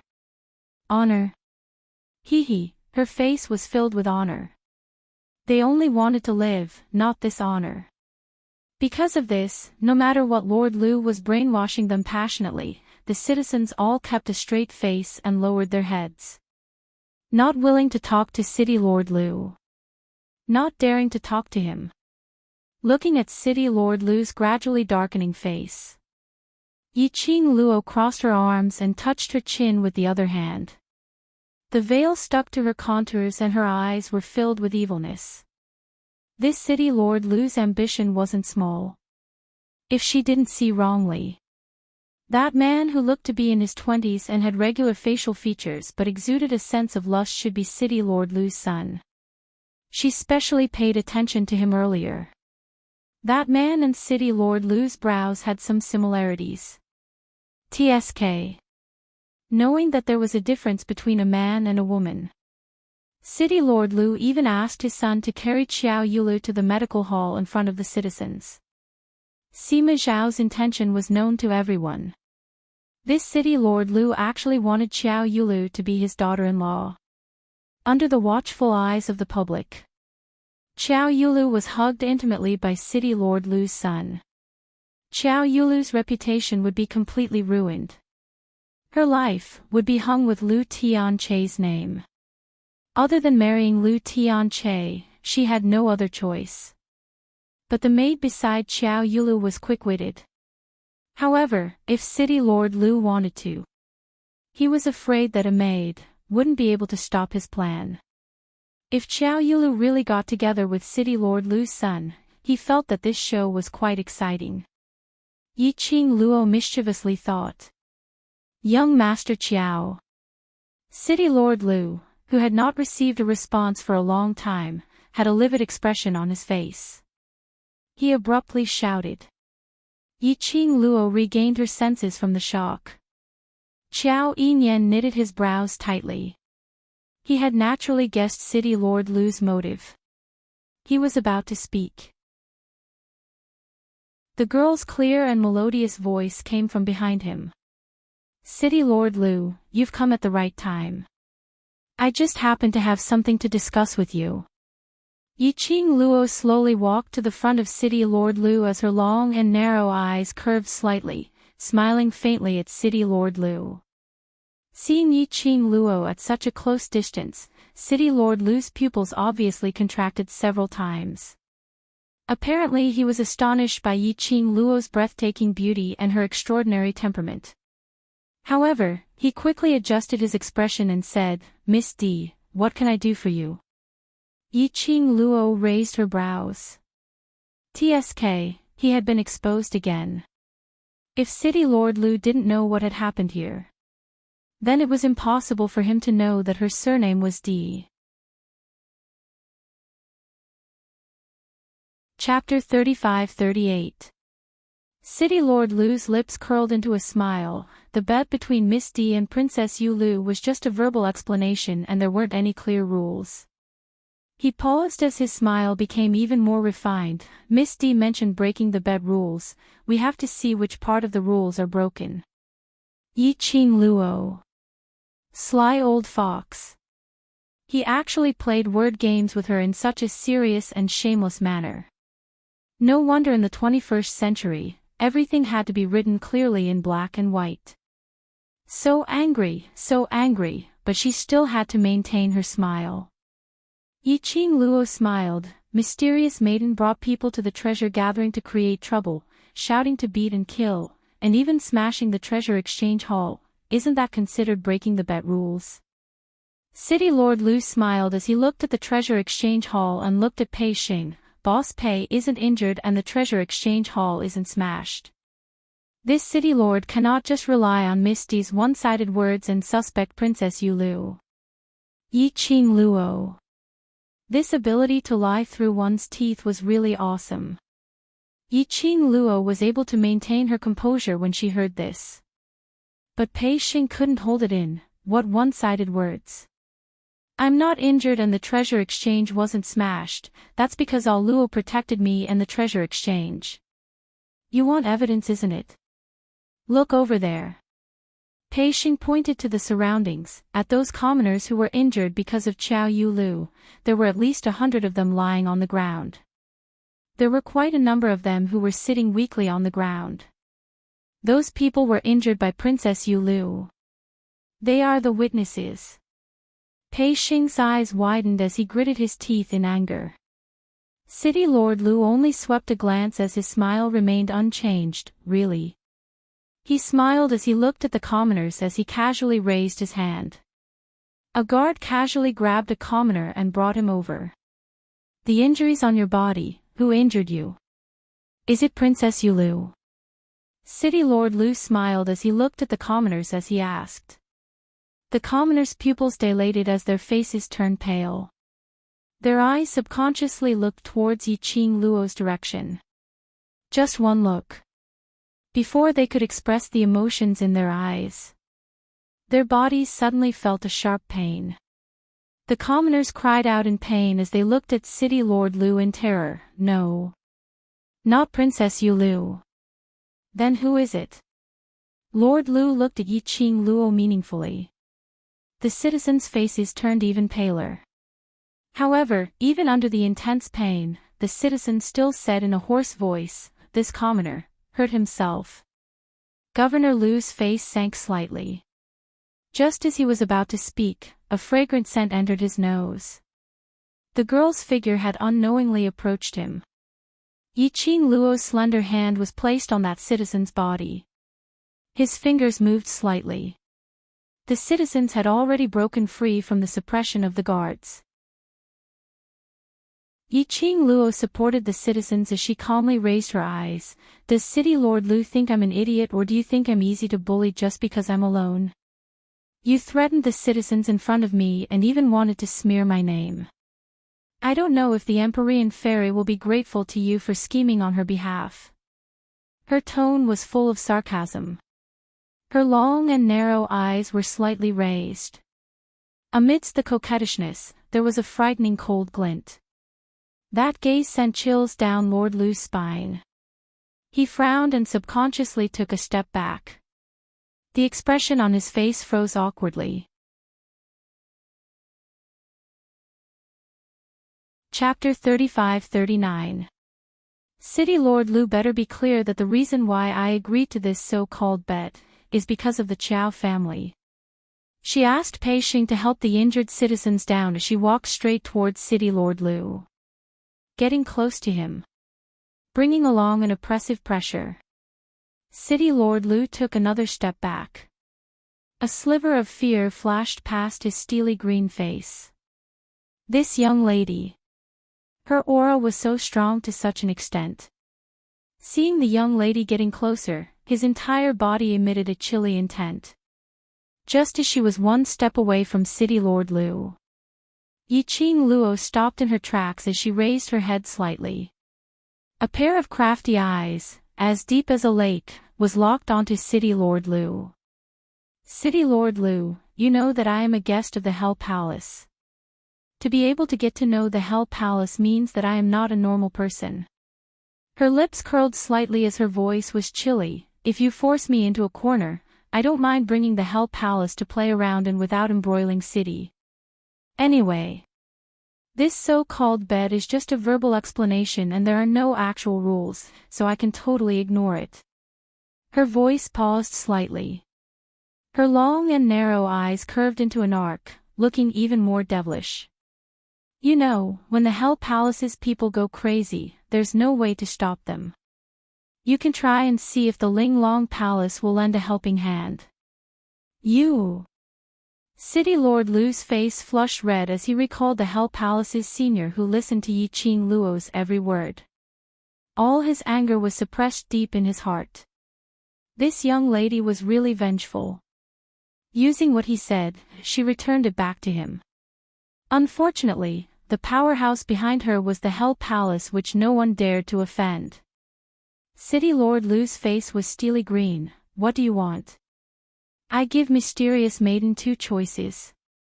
Yiqing Luo smiled as she raised one finger. First, Mysterious Maiden goes against the rules of the bet, which can be considered as losing the bet between us in advance. She admits defeat and does what she promised me. Make Xiao Yulu kneel down and shout 3 times that she was a waste. This was impossible. City Lord Lu pursed his lips as his face turned steely green, and the second choice. Second. Yiqing Luo raised up a finger once again. Mysterious Maiden will apologize for slandering Pei Xing and slandering the treasures today, and guarantee that before the auction, she will not commit any more mistakes. This bet, I will be merciful. And continue to bet with her. Let Xiao Yulu apologize. That was impossible. How could Xiao Yulu choose between these two options? He seemed to have seen through City Lord Lu's thoughts. Yiqing Luo kindly reminded, if Mysterious Maiden hasn't given a choice by tomorrow morning, then I shall be merciful and help her make the third choice, which is what I said earlier. Let the seniors from Hell Palace come to Without Embroiling City and enjoy City Lord Lu's hospitality. Yiqing Luo expressed that she was using her power to bully others. While Old Lai was not here. It felt good to use Old Lai's name to intimidate others. As expected. When she said the third option, it was too late. City Lord Lu's eyes were ignited with anger as his steely green face stared at Yiqing Luo in shock. As though he couldn't wait to skin Yiqing Luo alive. Yiqing Luo shrugged her shoulders indifferently. City Lord Lu better go back and discuss with Mysterious Maiden first. Don't show such a scary look, as though I've bullied you. Her slender fingers touched the corner of her lips as she covered her mouth and gave a light laugh. The veil was like a thin wing, which was even nicer to look at with her creamy fingers. Chapter 35-40. City Lord Lu was so infuriated that his entire body was tensed up, his fists were clenched so tightly that his veins were popping out. His chest was heaving up and down violently. I will pass on your words to Princess Yu Lu without missing a single word. Remember, it's tomorrow morning. Yiqing Luo beamed as she repeated with a heavy tone. City Lord Lu turned around and was about to leave. Yiqing Luo continued to smile. City Lord Lu, wait a minute. What else do you want? City Lord Lu paused in his footsteps as he gritted his teeth and squeezed out a sentence. He was obviously infuriated. He didn't even turn his head back. Yiqing Luo didn't care about City Lord Lu's emotions as she pointed to the side where the citizens were lying on the ground, as without embroiling City Lord, shouldn't you be responsible for the citizens' injuries? City Lord Lu turned around abruptly as he stared angrily at Yiqing Luo. Since I'm sitting in this position, then I should be responsible for it. Yiqing Luo met his vengeful gaze indifferently. All your glory now comes from your citizens. If anything happens to them, you as the City Lord will not be able to escape the blame. City Lord Lu clenched his teeth as his lips moved. In the end, he didn't say a single word. City Lord Lu. Qiao Yinyan walked out from behind Yiqing Luo. I feel that what all Luo said is right. Since you're the City Lord of Without Embroiling City, then you should be responsible for the citizens' safety. His brows sunk as he gave off a threatening cold intent. City Lord Lu, the citizens' injuries are related to me, so I hope City Lord can take good care of them. My Qiao family will also send someone to take care of them. But I have something to say first. He paused slightly as his brows grew fiercer. If anything happens to these citizens, my Qiao family will blame it on City Lord. I hope City Lord will take good care of them. Young Master Qiao, are you threatening me? City Lord Lu's face sunk as his eyes turned cold. He was being berated and threatened by two juniors while pointing at his nose. City Lord Lu felt as if his face had been pressed against the wall and slapped by these two juniors. Qiao Yinyan's expression remained unchanged. I don't dare to, I'm just reminding you. Good. Good. Very good. It's great that the Qiao family has a kind-hearted young master like you. City Lord Lu pointed at Qiao Yinyan and sneered. After that, he flicked his sleeve forcefully, turned around, and charged out of the crowd. The surrounding citizens looked at Lord Lu's back as he left. He looked at Yiqing Luo and Qiao Yinyan fearfully. Don't worry, the City Lord will immediately arrange for people to take care of you, Qiao Yinyan comforted. What the citizens had experienced today had completely overturned the worldview that they had lived with for so many years. The Empyrean Fairy of Without Embroiling City didn't care about their lives at all. The City Lord of Without Embroiling City didn't care about them at all. On the contrary, that girl called Di Luo and young Master Qiao would bear the pressure of offending the Castellan and falling out with him for the sake of their safety. Upon hearing Qiao Yinyan's words of consolation, the citizens' resentment towards City Lord Lu and Qiao Yulu deepened. Yiqing Luo asked Pei Xing to help Qiao Yinyan to take care of those commoners before the doctors arrived. This was also a way to build a good impression. Moreover, Pei Xing's character was more sincere. Although the citizens' attitude towards Pei Xing was usually full of sarcasm and ridicule, totally not showing any good expressions. Chapter 35-41. As long as their hearts were made of flesh, their attitude towards Pei Xing would soften. Until the people arranged by the City Lord came over to carry the citizens to the clinic. Yiqing Luo then walked back to the treasure house. Qiao Yinyan followed him in. I thought you wouldn't let Princess Yulu off so easily. Everyone could see that. Qiao Yulu was deliberately targeting her. Furthermore, Yiqing Luo could make use of this opportunity to cancel the bet between her and Qiao Yulu. After all, this bet was too unfair to Yiqing Luo. Yiqing Luo glanced sideways and smiled at Qiao Yinyan. Do you think that I will deal with your sister and City Lord Lu? Qiao Yinyan was silent for a moment before he said, from the moment she became Princess Yulu, she was no longer the second miss of the Qiao family. You and family head Qiao don't seem to approve of her becoming Without Embroiling City's Empyrean Fairy. Yiqing Luo's brows rose as she was a little puzzled. Isn't Mysterious Maiden's position above the City Lord to gain glory for your Qiao family, isn't that so? The expression on Qiao Yinyan's handsome face changed subtly. His thin lips pursed slightly, and there was another period of silence, as if he was hesitating. After a long time, he slowly said, the Empyrean Fairy looks beautiful on the surface, but in reality, she's devoid of humanity. Yiqing Luo was stunned. Why do you say that? Qiao Yinyan's lips moved. But in the end, he didn't say anything. He just shook his head. I'm a little hungry. Let's go to a restaurant to fill our stomachs. She knew that Qiao Yinyan was intentionally avoiding the topic. Yiqing Luo didn't continue to ask.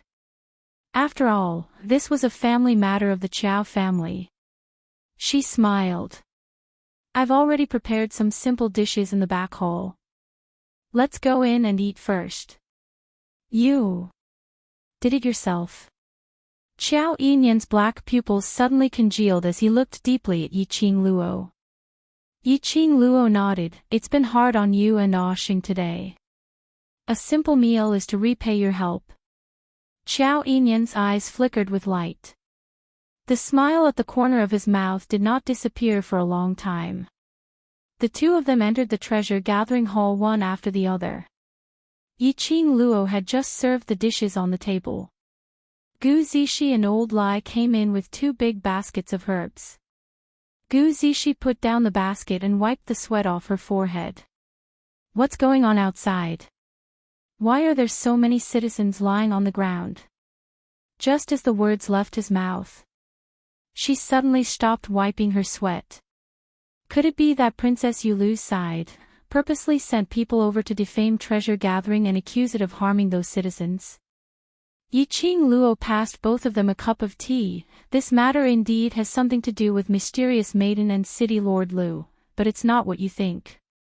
Gu Zishi took the teacup and drank it in one gulp. When she tasted the strange taste in the tea, a trace of astonishment flashed across her eyes. You added the powder of the elemental energy pill in the tea. Yes. Yiqing Luo put down the teapot. This elemental energy pill is personally refined by me. Its effect is different from the ones bought in the medicine shop. You've all worked hard today. Replenish your energy well. You still have to be busy tomorrow. Gu Zishi nodded thoughtfully. Her vision paused on Chi-Chi, who was curled up on the chair with her eyes squinted, and that teapot. She then walked towards the dining table and casually pulled out a chair to sit down. Brother Xing is outside taking care of those citizens. Did you ask him to go? Chapter 35-42. Gu Zishi's red lips moved, but eventually she lowered her head and didn't say a word. Yiqing Luo asked Old Lai to sit over and the 4 of them started to eat. Gu Zishi was apparently distracted as she ate a few mouthfuls and looked towards the door. About the time it took to burn a stick of incense. Pei Xing walked in while wiping his sweat. On seeing Gu Zishi, his exhausted face revealed a joyous smile. Zishi, you're back. Are you hurt anywhere? He hurried forward and worriedly held Gu Zishi's hand as he sized her up. Gu Zishi's tensed expression finally relaxed as her brows revealed a smile. She took out a handkerchief from her bosom and wiped the sweat on Pei Xing's forehead. I'm fine. Are you tired? Not tired. Pei Xing's eyes were sparkling, and although his face was tired, but one could tell that he was very happy. Gu Zishi's smile deepened as she wiped his forehead bit by bit, whereas her other hand was still held tightly by Pei Xing. This scene fell into the eyes of the few people at the dining table, causing a meaningful smile to surface on their faces.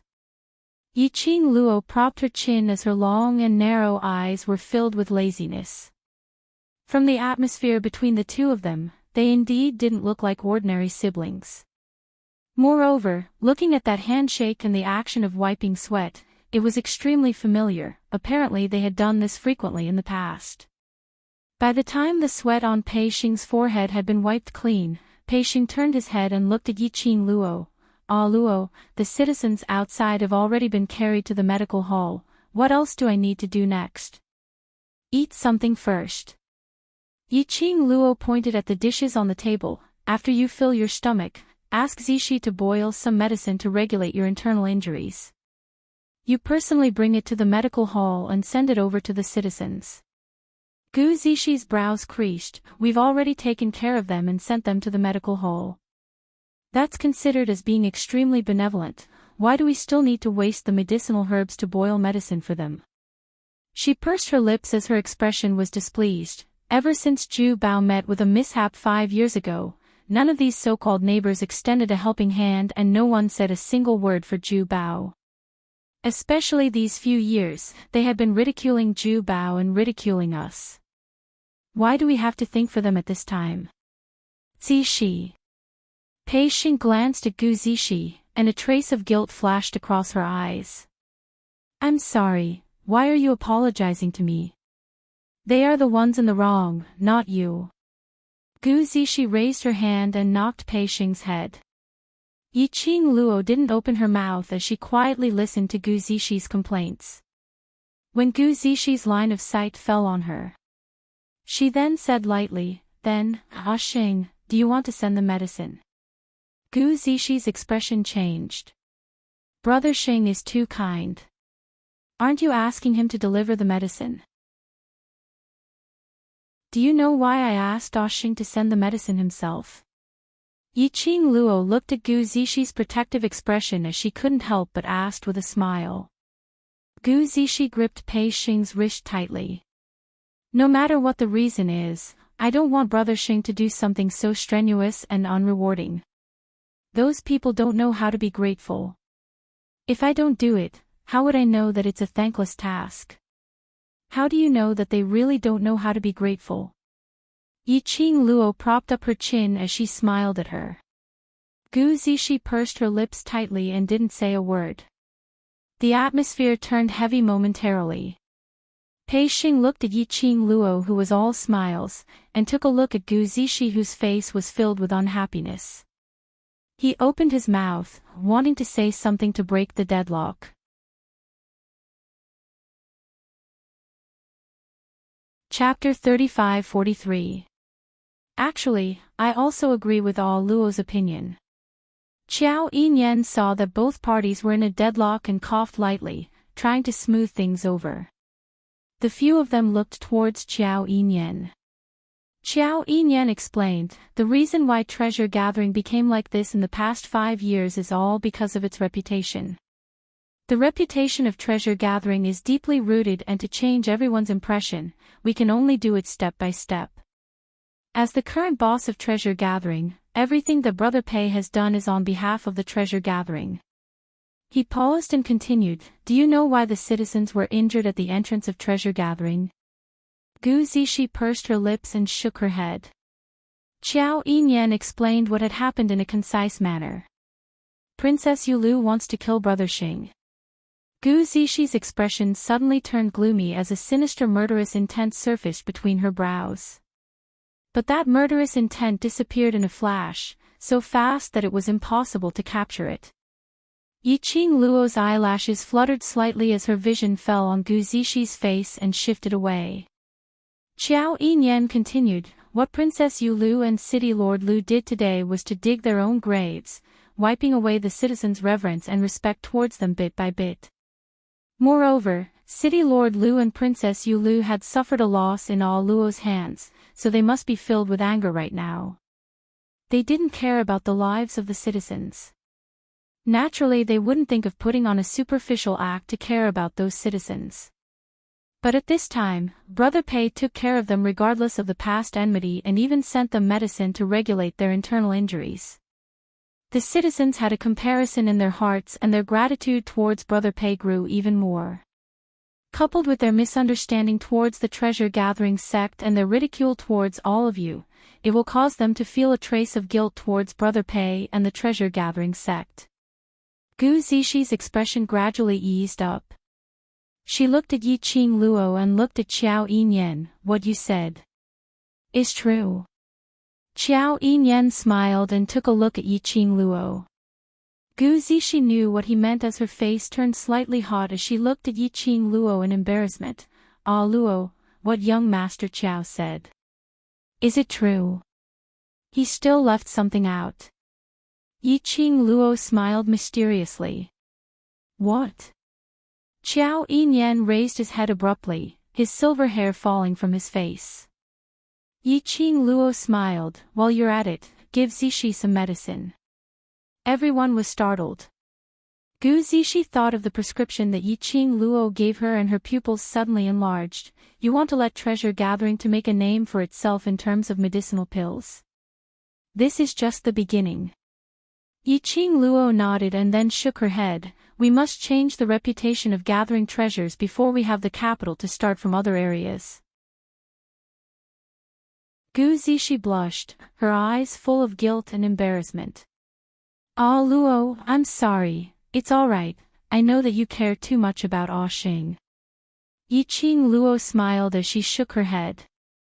Anyone could see Gu Zishi's feelings for Pei Xing. Naturally, he couldn't bear to see Pei Xing suffer any grievances. That was why he was so against Yiqing Luo's suggestion. Of course Yiqing Luo wouldn't get angry at Gu Zishi because of this. The disturbance caused by the Empyrean Fairy and City Lord Lu has actually given us an excellent opportunity to turn things around. So, let's seize the time and make a good impression on them. Chapter 35-44. Looking at the energetic Yiqing Luo, Qiao Yinyan pointed to himself. What about me? Yiqing Luo smiled at him. Eldest young Master Qiao will of course return to the Qiao family to rest. Treasure gathering is too small, even old Lai and I don't have a place to sleep. Don't tell me eldest young Master Qiao wants to stay and share a bed with Ah Xing. Qiao Yinyan. He chose to reject. The two of them who were still eating, only reacted when they heard Yiqing Luo's words. Treasure gathering was too small. Other than the main hall, there were only 2 bedrooms for resting and a very narrow courtyard. There was indeed no place for Yiqing Luo and old Lai to stay. Pei Xing immediately put down his bowl and chopsticks and stood up, wiping his hands in embarrassment. So, sorry, I didn't think so much. If it's like this, you stay in Zishi's room, I will pile up some grass in the courtyard and sleep. I sleep in Zishi's room, what about Zishi? Yiqing Luo's lips curled into a teasing smile. Pei Xing apparently didn't notice. Zishi will sleep in my room, she used to sleep here often, it's fine. Yiqing Luo let out a long oh as her narrow eyes squinted. Following that, she looked at Gu Zishi with a smile which didn't look like a smile. Gu Zishi blushed at the sight of his piercing gaze.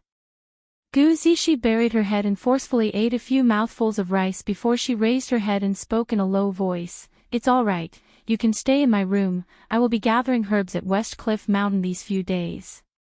This is too dangerous, I won't allow it. Pei Xing immediately objected, it's already dangerous in the day, wouldn't it be even more dangerous at night? Brother Xing, don't worry. Gu Zishi put down her chopsticks and shook her head at Pei Xing. I promised you that I will not let myself fall into danger, so I will definitely do it. Zishi. Pei Xing frowned as his face was solemn. Gu Zishi gave him a smile. If it wasn't to ensure my safety, I wouldn't tell you about this.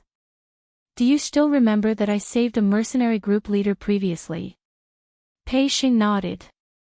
You're talking about the leader of Bloody Mercenaries, a gold-ranked mercenary group ranked second on the mercenary group rankings.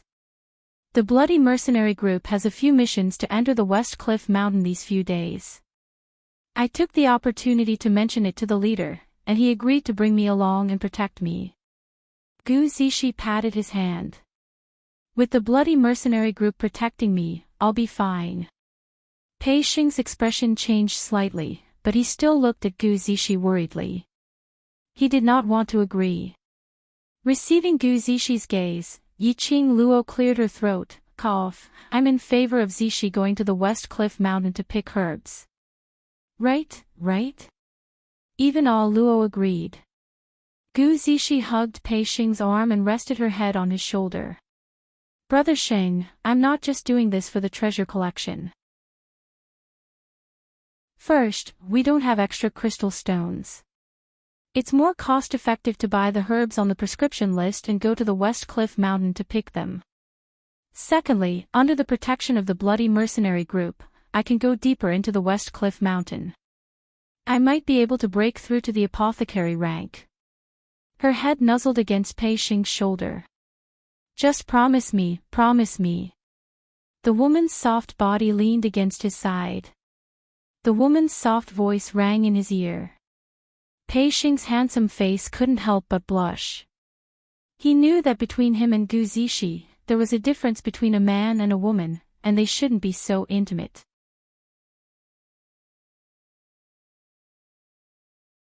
Chapter 35-45.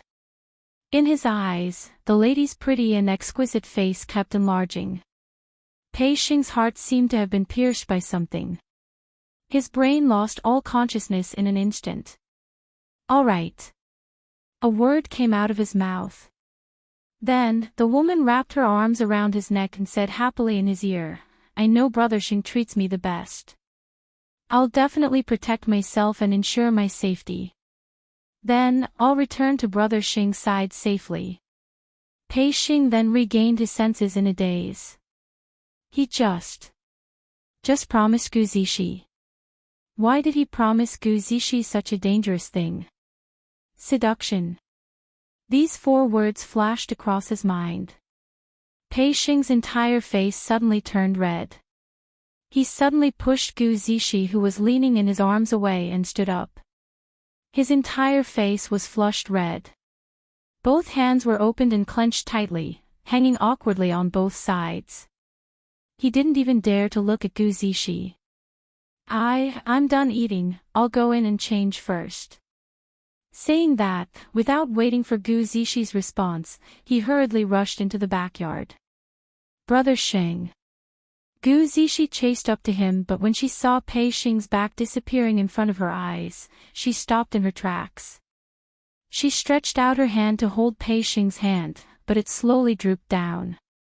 Yiqing Luo walked over and patted her shoulder lightly. We've waited for so many years, so there's no need to rush this moment. Now that he's able to realize that he's blushing in front of you, this also represents that the relationship between the both of you has taken a step forward.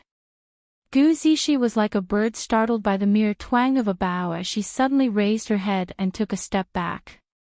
Her cheeks flushed red, her beautiful eyes were filled with shock as she looked at Yiqing Luo. You?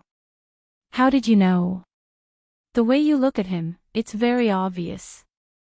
Yiqing Luo couldn't help but laugh. I've been through it, I know how you feel. You can't rush things, give him some time to adapt. Been through it. Gu Zishi was stunned. You look younger than me, don't tell me you're already betrothed. When Gu Zishi asked this question, Gu Zishi's expression changed. Qiao Yinyan, who was sitting by the side, immediately looked over. His gaze was very obvious. The 2 women could feel it. Not just betrothed, she is. Lao Lai, who had eaten and drunk to his heart's content, clicked his tongue. Before he could finish, he was interrupted by Yiqing Luo. I'm not married yet. Not betrothed. Lady D, if your words. Lao Lai couldn't sit still anymore. Yiqing Luo was the overlord's future wife. The future imperial madam. She denied that she was the overlord's wife. Could it be, was she trying to seduce other men when the overlord was not around?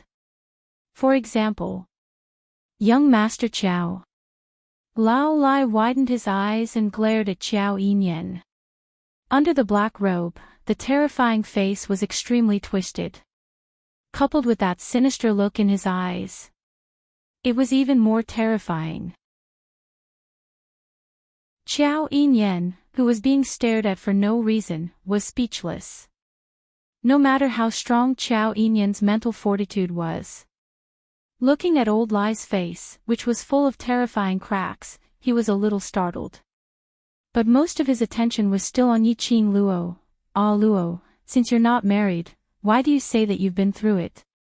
Yiqing Luo lowered her eyes and smiled lightly. Because, I know very well the feeling of liking someone. Gu Zishi and Qiao Yinyan were stunned.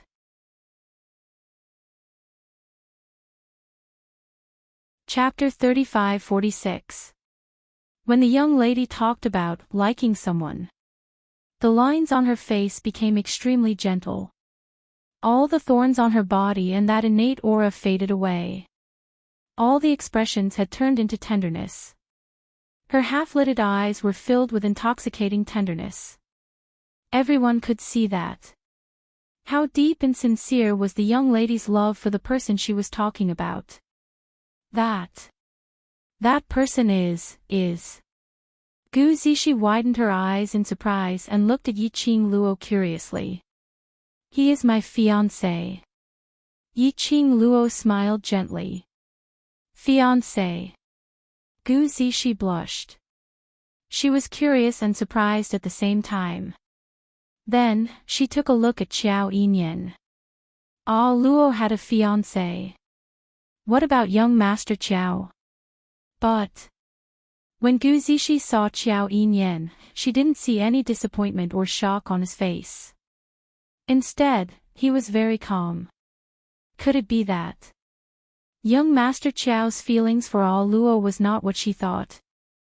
Gu Zishi suppressed the doubts in her heart and asked Yiqing Luo curiously, "Where is your fiancé? Why isn't he by your side?" "We were temporarily separated due to some accidents. He is looking for me and I am also looking for him." Yiqing Luo raised her hand and rubbed Gu Zishi's head. "Look at me and then look at yourself. You can at least stay by Ah Xing's side. Even if I want to see him now, I can't." Gu Zishi hugged her head. "You are not as old as me. Are you trying to take advantage of me by rubbing my head? In terms of relationships, I have more experience than you. That means I am older than you." Yiqing Luo expressed that her age in her previous life and this life had completely crushed her. Gu Zishi couldn't beat her in an argument and couldn't be bothered to continue. She rubbed her messy hair and asked again, "How long have you been separated? Do you miss him?" "Separated? Seems to have been a long time. After all, one day apart feels like 3 years." Yiqing Luo hid the longing in her eyes. "Yes, very much." They arrived at the boundary. She was thinking about Ah Xian all the time. How could she not? As though she could hear the melancholy in Yiqing Luo's tone, Gu Zishi stretched out her hand and hugged her. "You both love each other so much, you will definitely be able to find each other."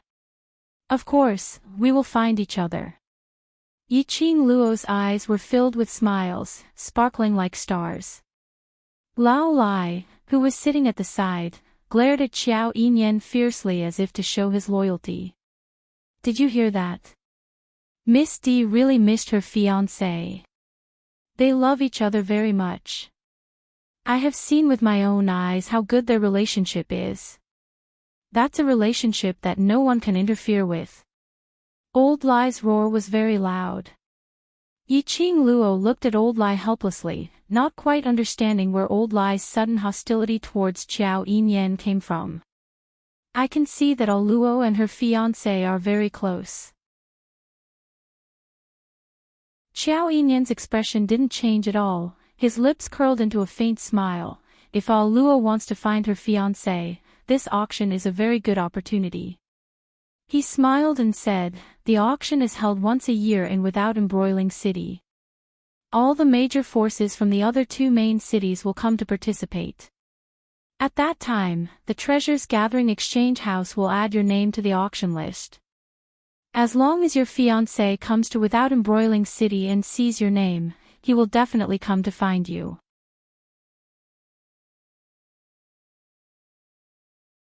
Chapter 35-47. Looking at the both of them trying to find a solution to their relationship problems, Yiqing Luo's heart felt very warm. She was still very lucky. No matter where she was, she could meet friends who were considerate for her. Although she wasn't familiar with Pei Xing, Gu Zishi and Xiao Yinyan, both parties weren't clear about each other's background. Moreover, Yiqing Luo had some suspicions towards them. But that didn't hinder their sincerity towards each other. "Alright, it's getting late. I'll return to my room first to tidy up these medicinal herbs that you've picked." Yiqing Luo hugged Gu Zishi. What about you? Are you going to West Cliff Mountain after decocting the medicine or tomorrow? Gu Zishi's smile froze slightly as her eyes looked towards the door of the backyard. Following that, she retracted her gaze and shook her head lightly. Let's go later, we don't have much time left. Yiqing Luo nodded. Qiao Yinyan stood up. Then I'll go to the medical hall first. The few of them split up and did their own things. Yiqing Luo simply tidied up the dining table and instructed Old Lai to wash the dishes. Old Lai was unwilling but he could only obey. Yiqing Luo returned to the backyard and saw him squatting on the ground, staring at the big pot of medicine in a daze. And on the other side, the candlelight in Pei Xing's room was flickering, illuminating his slender figure. Yiqing Luo only took a glance. She saw Pei Xing standing at the door of his room. He didn't walk out of the room. The candlelight elongated his figure. Yiqing Luo was speechless. Who couldn't tell that he was avoiding Gu Zishi? That was too obvious. But Pei Xing had the intention to avoid Gu Zishi. This was actually a good sign. This also meant that in Pei Xing's heart, he no longer treated Gu Zishi as his own sister. If he had always treated her as his sister, no matter how Gu Zishi flirted with him, Pei Xing would only remain indifferent. Now that Pei Xing had a reaction, it meant that Pei Xing's feelings towards Gu Zishi were not entirely unrelated to that of siblings. Of course, feelings. No matter what outsiders said or saw, it was useless. The crux was still on themselves. Yiqing Luo had no intention to interfere in their relationship. She didn't make a sound as she carried the two baskets and entered Gu Zishi's room. At this moment, Pei Xing, who was in the next room, was indeed as what Yiqing Luo had expected, standing stiffly at the door. His handsome face was flushed red. His beautiful eyes were tightly shut, as if he was trying to throw something to the back of his mind. But, no matter how hard he tried to brainwash himself to calm down, the woman's delicate and pretty face was still magnified in his mind. Even the girls playfully raised the corners of their lips, raised their eyebrows, and looked back. They were all played back with great clarity. Especially the woman's soft and delicate body, which brought about a faint medicinal fragrance that calmed him down. His heart was beating rapidly. Pei Xing raised his hand and pressed hard on his chest. Beauty misleads people. How could he use these words to describe his little sister? Zishi was his little sister, she was his little sister, whom he took care of as family. His little sister trusted him so much and treated him as her only family. He actually did this to her. There was a different feeling. He was not fit to be her brother, he was so shameless. He didn't even have the right to look at Zishi. This atmosphere lasted for a long time. It was until Gu Zishi finished brewing the medicine to treat her internal injury and left the treasure gathering, turning back every few steps. Chapter 35-48. Yiqing Luo was holding a large wooden ladle, stirring a large pot of medicinal concoction. Hearing footsteps, she glanced sideways. You're finally willing to come out. I'm just tired and wanted to rest for a while. Pei Xing's gaze was flustered as he tried to find an excuse. Yiqing Luo replied, you can lie to me, but can you lie to your own heart? Pei Xing, He lowered his head and his face was shrouded in a layer of shadow, unable to see his expression. Yiqing Luo didn't have the intention to talk about emotional chicken soup with him as she put down the wooden ladle and pointed to the side, a large wooden basin filled with a palm-sized stone bowl. Qiao Yinyan had just sent someone to send it over. Go to the medical hall to send the medicine over. Pei Xing let out a muffled and walked stiffly to the basin. He bent down and carried the basin on his shoulder, then continued walking stiffly. After a few steps, just as he was about to walk out of the rear courtyard, his footsteps halted. Little sister, she has already left. Since you're worried, why didn't you come out? Yiqing Luo looked at him. She had been waiting for you to tell her to be careful on the way back. Pei Xing lowered his head again, not saying a word.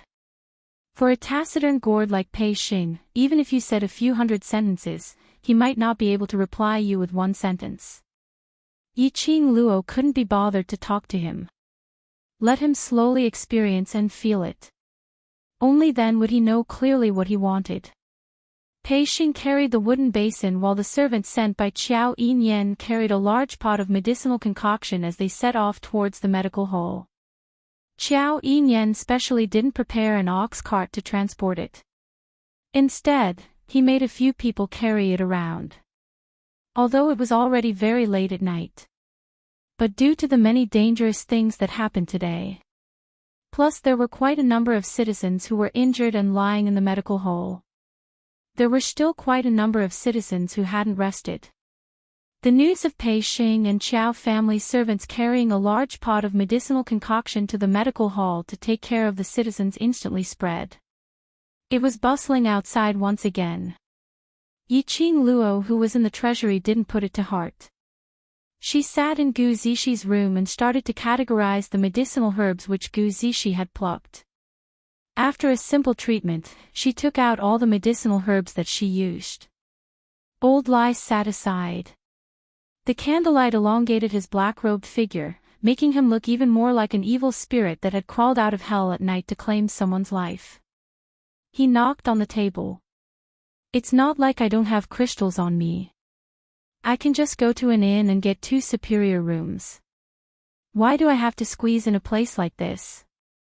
Lao Lai felt wronged. He was a member of the underworld palace. Walking on the street, everyone who saw him would run away. Now, following beside Yiqing Luo. He didn't even have a place to sleep.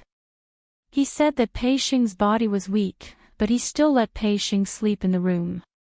As for him, he just needed to find a place, hang a string, and sleep. Hang a string. He was an old man. Was it appropriate for him to sleep with a thread? Yiqing Luo didn't even raise her eyelids. Xiao Yulu and the Lu family side are afraid of the underworld palace's power. With you here, they wouldn't dare to do anything to the treasure gathering secretly. If we go to the inn, the same thing that happened 5 years ago might happen to treasure gathering. History will repeat itself. But this time, Zhu Bao wouldn't have another 5 years to do so.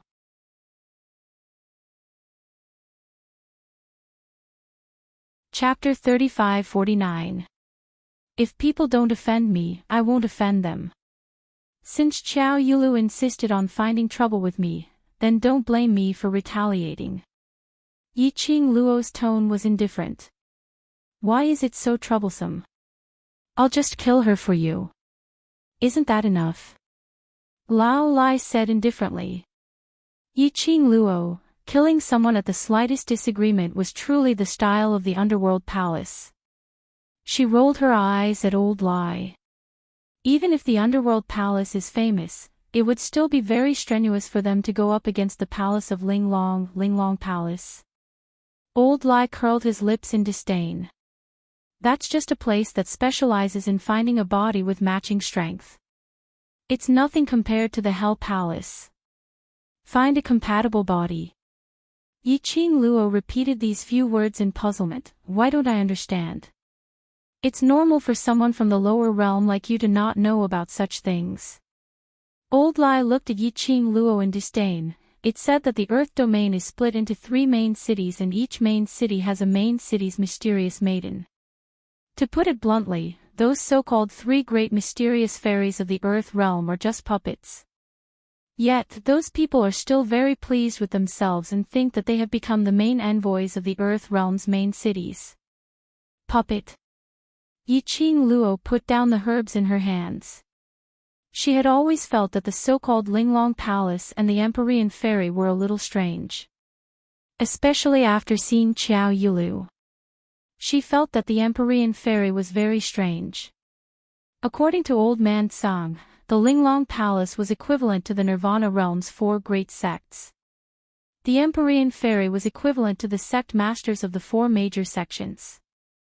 And the City Lord was equivalent to the royal family of the 4 continents of the Nirvana realm. However, in the Nirvana realm, the 4 great sects restricted each other and contributed to the continent they belonged to. But in the land, she had never heard of the Linglong Palace doing anything for the land. He had never heard of the use of the Empyrean Fairy. All she saw was Qiao Yulu acting domineeringly with her identity as the Empyrean Fairy. In particular, Qiao Yulu didn't even care about the lives of the citizens. This made Yiqing Luo more suspicious. The reason why the palace of Linglong chose the mysterious fairies, and the way the palace of Linglong nurtured them. You won't understand even if I tell you. Anyway, Linglong Palace is not a good place. Just don't get involved with that kind of place. Lao Lai waved his hand and looked like he was too lazy to say more. Do you think the Linglong Palace's Empyrean maiden will let me off the hook? Yiqing Luo tilted her head as she looked at the Linglong Palace with a smile which didn't look like a smile. You're still thinking of killing Qiao Yulu. Even if I don't want to get involved with the Linglong Palace, they will probably take the initiative to look for me. Old Lai's face twitched. When the Linglong Palace arrives, I'll tear those monsters apart. Yiqing Luo sized up Old Lai from top to bottom. In the eyes of outsiders, your Hell Palace is also a group of monsters. How dare you say that about others? Old Lai rubbed the mottled scars on his face. The Underworld Palace is just a place that doesn't bother with trifles and isn't affected by the outside world. It's a free and arrogant life. How can you call us monsters?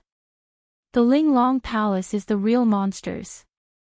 Yiqing Luo took a look at Old Lai's face and indicated that she couldn't bear to look at him as she shifted her gaze away. I'm very curious. Back then I brought the Overlord to create chaos in your Hell Palace and even killed your Hell Palace's people. But when you saw me, not only did you not treat me as an enemy, you even protected me in various ways and listened to my commands. She touched her chin. Has the Hell Palace changed their character or are they captivated by my peerless beauty?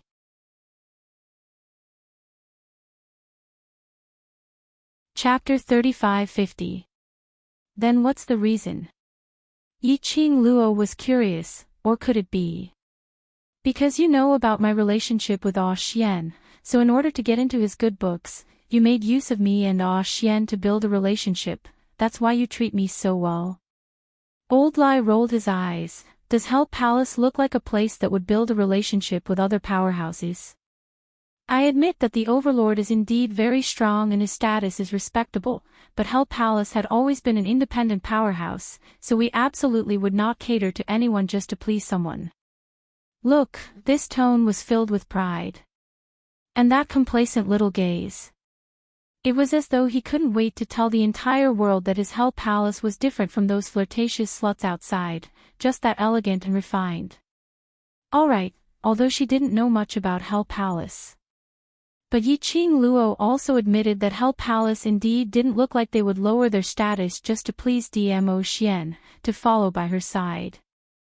Thinking of this, Yiqing Luo became even more curious. Then why on earth did you help me? You really don't remember. Old Lai's white brows creased. Yiqing Luo propped her chin. What should I remember? Secluded Palace's people wanted to make use of Hell Palace to help them manufacture ghost flame candles. If it wasn't for you and the Overlord's help, I'm afraid the entire Hell Palace would have been reduced to ghost flame candles. Old Lai explained patiently. Back then Hell Palace said that Hell Palace owed you a favor, so as long as you come to the Earth Realm, no matter what you need, Hell Palace will do their best to help you. Yiqing Luo suddenly saw the light as her mouth opened wide. Seems like there's such a thing. In your eyes, how unbearable is Hell Palace, that you can even forget the favor I promised you? Mentioning this point, Old Lai almost broke down. How many people wanted to take advantage of Hell Palace, and the price might be to exchange their lives for it. He took the initiative to open his mouth, owing Yiqing Luo a favor. In a blink of an eye, she had totally forgotten about Hell Palace. Baby Lai's heart was stuffed. Yiqing Luo coughed lightly. You can't blame me for forgetting. Who asked Hell Palace's reputation to be so bad? Back then you said you owed me a favor, but I totally didn't expect Hell Palace to return this favor. After all, even if Hell Palace goes back on their words, that's normal. How is it normal? Old Lai slammed the table. Although the Hell Palace is a bit overbearing and barbaric, killing people at the slightest disagreement, or capturing people for experiments, doing all kinds of bad things, but the Hell Palace has always kept its promises. Yes, I know now, I know. Yiqing Luo raised her hands in surrender. Stop hitting, the things here can't withstand your strength. However, when this palm strike landed, apart from the loud banging of the table was still stable and did not seem to shake at all. Lao Lai's slap on the table just now was not small. An ordinary table would more or less be affected by this palm. Yiqing Luo seemed to have thought of something as she raised her hand and slowly touched the tea set on the table. Curling his fingers, he knocked on the table. As expected, this table looked rather old on the surface. But it was a table made of top-grade wood. Only aristocratic families or wealthy merchants could afford to use this kind of wood.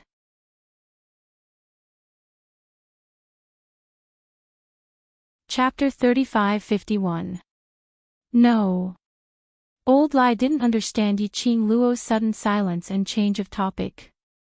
He answered Yiqing Luo's question directly and couldn't help but complain. You asked me to follow that lass to the West Cliff Mountain, saying it was to protect her safety. Then you asked me to find an excuse to leave midway, but in fact I was secretly observing her. What was that for? Are you suspecting that there's something wrong with that lass? Not really suspecting. Yiqing Luo shook her head, just curious about her identity. Identity? Old Lai frowned. How do you know she has another identity? What other identity does she have? Yiqing Luo's body leaned slightly against the back of the chair as she immediately raised one hand. The fingers of his other hand pinched a corner of his sleeve. Xing brought them back to the treasure-gathering hall when they were young, and they relied on concocting pills to make ends meet. Even the treasure-gathering hall has slowly turned into a small-scale trading hall like this. This shows that their days are tough and they are poor. This broken-down place is indeed very poor. Old Lai looked around with a look of disgust. But, under such a hard situation, the clothes she wears are very good material. Yiqing Luo rubbed her sleeves. This kind of material, at least rich businessmen can afford to wear it. Not only her clothes, the material is excellent, there's also Xing. Don't think that Xing is dressed in gray, looking very down and out, but his clothes are extremely soft, absolutely will not hurt his skin. Yiqing Luo paused for a moment and immediately placed her hand on the table, and the decorations here, although it looks simple and unremarkable, but in actual fact. No matter if it's the table or the chairs, they are all made from top-quality wood. Old Lai couldn't understand these things at all. How can you be so sure that this is related to that lass? Perhaps it's Pei Xing that brat's doing. Xing is not that smart. Yiqing Luo denied directly without thinking. If it's him, the treasure-gathering exchange wouldn't become like this. To Pei Xing, the treasure-gathering exchange hall was everything to him. If he was really not as simple as he looked on the surface, he would have long reorganized the treasure-gathering exchange hall. And not to the extent that the signboard was taken down. Pei Xing, who was inexplicably accused of not being smart. Achoo! Was someone talking about him? Then tell me, why do you think it's that girl? Lao Lai was curious. He somehow felt that everything seemed to be under Yiqing Luo's control. It seemed like Yiqing Luo knew everything. TSK, no wonder the Overlord had taken a liking to her.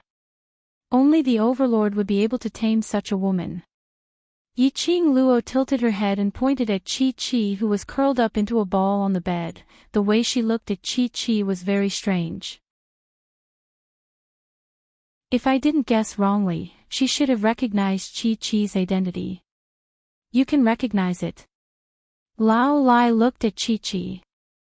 Chi-Chi's palm-sized body was snow white, just like a newborn kitten. It was adorable and cute, and it was a world of difference from the white tiger's sacred beast, one of the 4 legendary sacred beasts. So, I suspect her identity.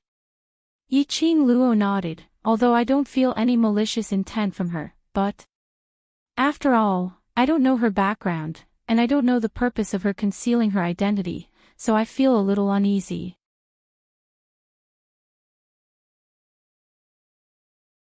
Chapter 35-52.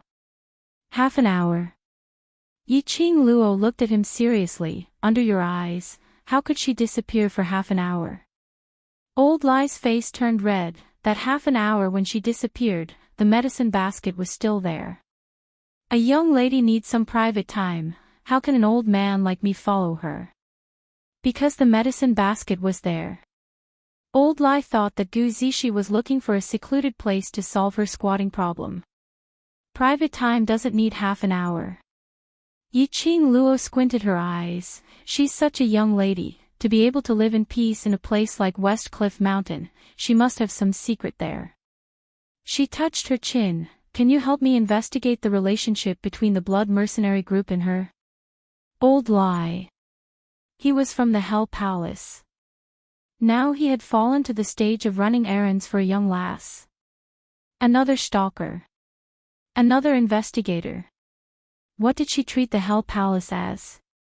Old Lai expressed his disobedience. Yiqing Luo raised her brows. You still say you owe me a favor, and that if I need anything, you will do your best to help me. I haven't even asked you to do anything and you're already showing an unwilling face.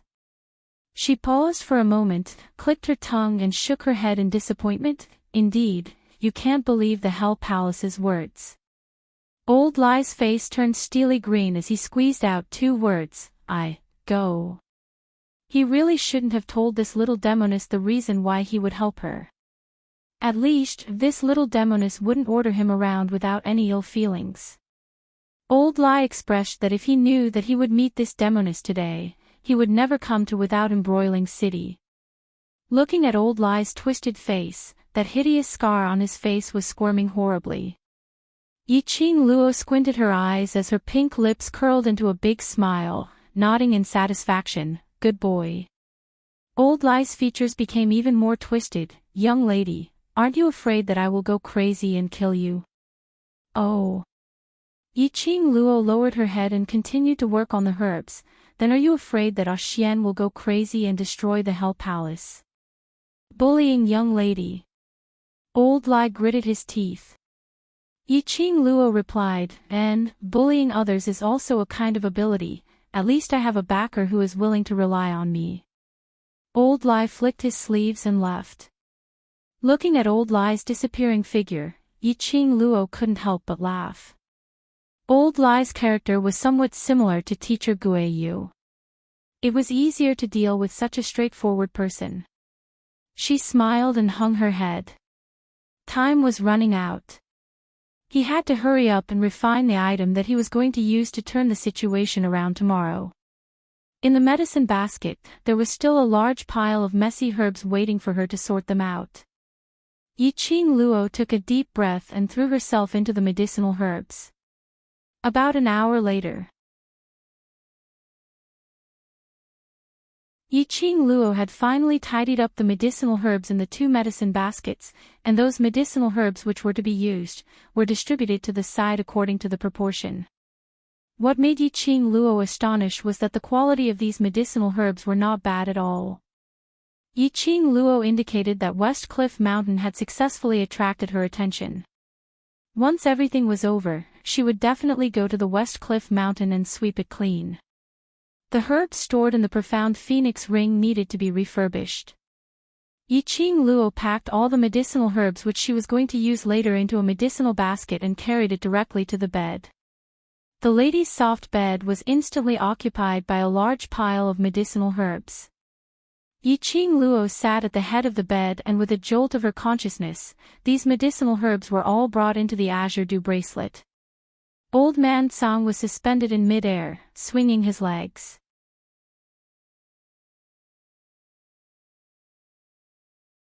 Chapter 3553. Not medicinal pills. Yiqing Luo hugged the medicine basket and walked to the cauldron dragon's side. Then what do you want to refine? Old Man Tsang floated down, his nose twitched as he sniffed the herbs in the basket. Then, he frowned. These herbs are to improve the skin and regulate the toxins in the body. What do you want to do? Yiqing Luo was busy with the preparation work in her hands as she replied, women's money is easy to earn. Women go crazy for their looks, even more crazy than those cultivators who want to improve their strength.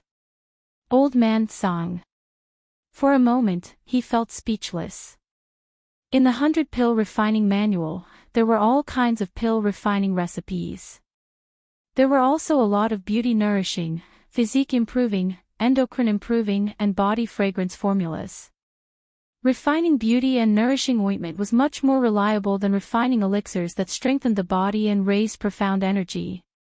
Most importantly, the herbs were relatively simple. And refining a pellet to raise profound strength, in a situation where there was no guarantee. Others might not believe in her pills. After the preparations were complete, Yiqing Luo then threw herself into refining the beauty-nourishing ointment. The next morning, Yiqing Luo slowly poured the ointment into a sparkling white jade bottle from the cauldron dragon. The jade bottle was about the size of 2 fingers, transparent and radiating light. The pink ointment in the jade bottle seemed to be plated with a layer of color, very tempting. Yiqing Luo filled the ointment into 4 bottles. After finishing these, Old Man Tsang's voice sounded, "Lass, someone is approaching your room." Yiqing Luo put the jade bottle away and used her divine sense. She opened her eyes and coincidentally heard a knock on the door. "Ah Luo, are you awake?" Yiqing Luo got down from the bed piled with herbs and used her fingers to comb her loose black hair. "I'm up." She opened the door and saw a dirty Gu Zishi standing at the doorway. When she saw Yiqing Luo, her eyes brightened. "Ah Luo, did you succeed?" The woman was panting. Yiqing Luo also saw the sweat on her forehead. Obviously, Gu Zishi had rushed back early in the morning. It was probably to confirm whether she had successfully refined the beautifying ointment. After all, this was the only chance to save Ju Bao. Yiqing Luo took out a bottle. "I've succeeded. I've refined 4 bottles.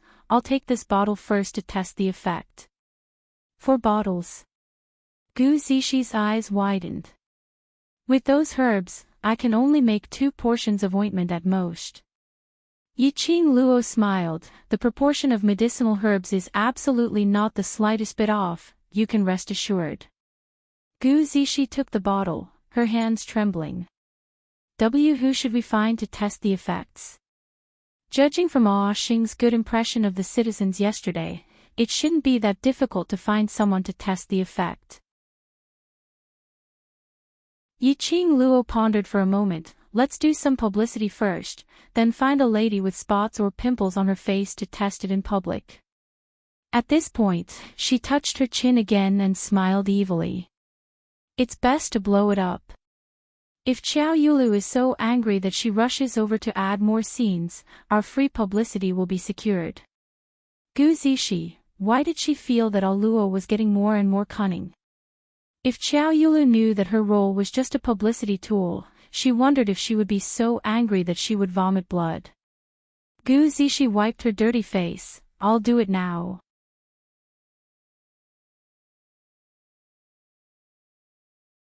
Chapter 3554.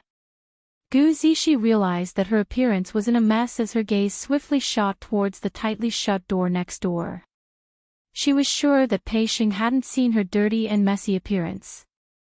Then she speedily rushed into the room and closed the door. "Yiqing Luo." only realized that she was in a sorry state now. Yiqing Luo shook her head as she walked back to her room and started to wash up. By the time the both of them appeared in the main hall, Pei Xing had already prepared breakfast and was preparing it. Old Lai was already seated at the dining table and started to eat. Yiqing Luo's vision fell onto the other side of the dining table, on the man who was drinking his tea elegantly. "Why are you here so early in the morning?" Qiao Yinyan calmly put down his teacup. "I want to see what you are going to use to let treasure gathering obtain the honor of the best trading house." Yiqing Luo didn't reply as she pulled Gu Zixi, whose head was hung low, not knowing what she was thinking about, to sit by the dining table. Pei Xing hurriedly filled a bowl of porridge and placed it in front of Yiqing Luo. Immediately after, he filled another bowl and placed it in front of Gu Zixi. Gu Zixi coincidentally raised her hand to take the wooden chopsticks on the table.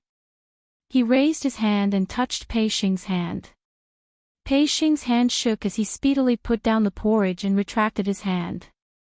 That handsome face with his drooping eyes drifted erratically. Gu Zixi's pupils contracted as she stood up abruptly and speedily held Pei Xing's hand. Her fair little hand held the man's big palm tightly. Although Pei Xing looked extremely slender, but his palm was half the size of Gu Zixi's. Gu Zixi used both her hands to hold Pei Xing's hand tightly. "Your hand, why is it so cold?" Gu Zixi asked worriedly. "Did you keep watch at the medical hall for the entire night?" The lady's soft hand was as smooth as silk. It even carried a lady's unique fragrance. Pei Xing only felt that the pair of hands which was holding him was like a ball of raging fire, burning incessantly. His heart was being burnt by this raging fire as his heart started to beat wildly. What on earth was going on? In the past, no matter how intimate the both of them were, he wouldn't feel any inappropriateness or discomfort. Why? Now, as long as his little sister got close to him, he couldn't control his own body, his own thoughts. Was it because there were other people around? Or, without hesitation, Pei Xing quickly withdrew her hand from Gu Zixi's grasp. He lowered his head and said in a low voice, I'm fine. Don't worry. Hurry up and have your breakfast." Gu Zixi was stunned. She looked down at her hands that had been freed, and her eyelashes trembled slightly. He raised his head and stared at Pei Xing. However, Pei Xing averted her gaze, not daring to look at her. She even went straight to the backyard. "I'm going to prepare the decoction and send it to the clinic later." After saying that, he rushed into the backyard. Gu Zixi stared at Pei Xing's departing figure with an indescribably subtle expression on her face. She stood in front of the dining table in a daze. Yiqing Luo was by her side. He could clearly feel Gu Zixi's trembling body. Yiqing Luo sighed as she stretched out her hand to pull Gu Zixi's sleeve and pressed her down on the chair. "Don't push me too hard, fill your stomach first, we still have work to do later." Gu Zixi didn't say a word as she lowered her head and mechanically picked up the chopsticks, eating the porridge in silence. Looking at the distracted Gu Zixi, Yiqing Luo heaved a long sigh as she patted her shoulder.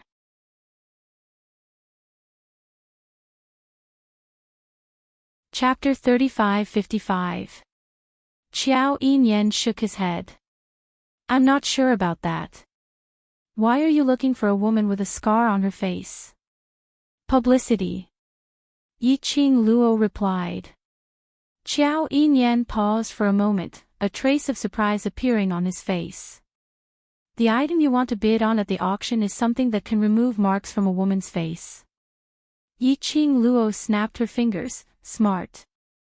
Qiao Yinyan frowned. "Since you know how to refine pills, why don't you directly refine pills that can raise profound strength? Something that can remove the marks on a woman's face. No matter how effective it is, there won't be that many people who would want to bid for it." Yiqing Luo raised a finger and shook it. "Young Master Qiao, don't underestimate women's craziness for their looks. As long as it's effective, the rich ladies and madams in Without Embroiling City will definitely beg for it. Xiao Yinyan had a look of disbelief on his face as he said, no matter where we are, we respect the strong. As long as we are strong enough, it doesn't matter what we look like. This is what you men think. Yiqing Luo smiled slyly, want to make a bet? Xiao Yinyan raised an eyebrow. You set Princess Yulu up, and now you want to set me up as well. Yiqing Luo giggled, didn't you not believe it? How am I tricking you? I'm clearly giving you a chance to prove yourself. Xiao Yinyan looked at the smiling girl in front of him for a long time before he slowly smiled and said, fine, I'll bet with you. Then it's settled. Yiqing Luo clapped her hands to seal the deal. How do you want to bet? What kind of prize? Xiao Yinyan, the bet is, whoever loses will become the other party's slave for a month, how about that? Yiqing Luo nodded, no problem. As the two of them sang together, the atmosphere at the dining table warmed up a little.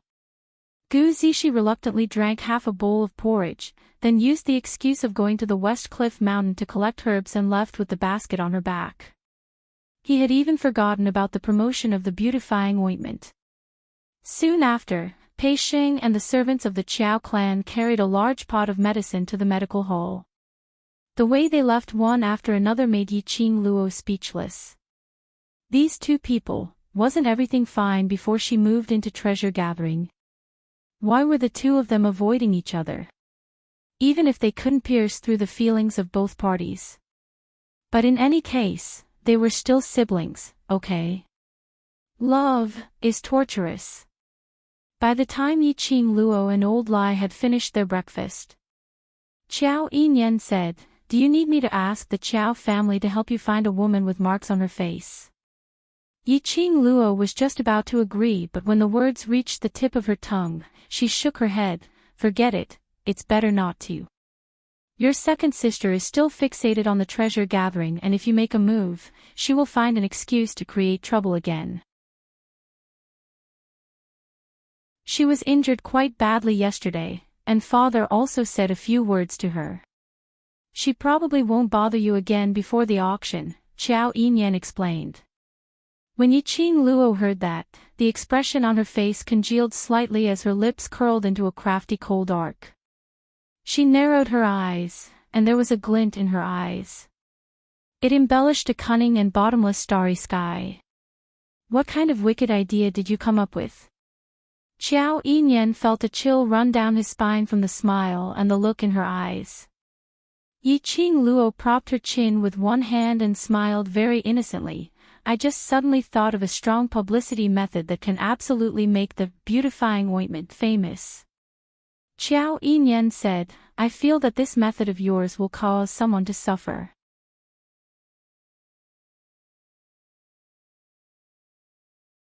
Chapter 35-56. Yiqing Luo carried the 3 bottles of beauty ointment as she walked out of the treasure-gathering hole. In case City Lord Lu and Xiao Yulu did anything secretly, Yiqing Luo directly let Old Lai stay in the treasure-gathering hall to take charge. After that, she and Xiao Yinyan headed towards the direction of the medical hall. The minute they reached the medical hall, Yiqing Luo saw the entrance of the medical hall surrounded by hundreds of citizens. When they saw Yiqing Luo and Xiao Yinyan, they automatically opened up a path for them to enter. Yiqing Luo's brows rose as she exchanged glances with Xiao Yinyan. She was now a member of the treasure-gathering hall and had offended Without Embroiling City's mysterious maiden, injuring her. When the citizens saw her, they were filled with respect. There was no longer the disgust they had when they looked at her previously. Such a change. Which explained it perfectly. Yesterday Xiao Yulu's action of courting death had successfully courted her own death.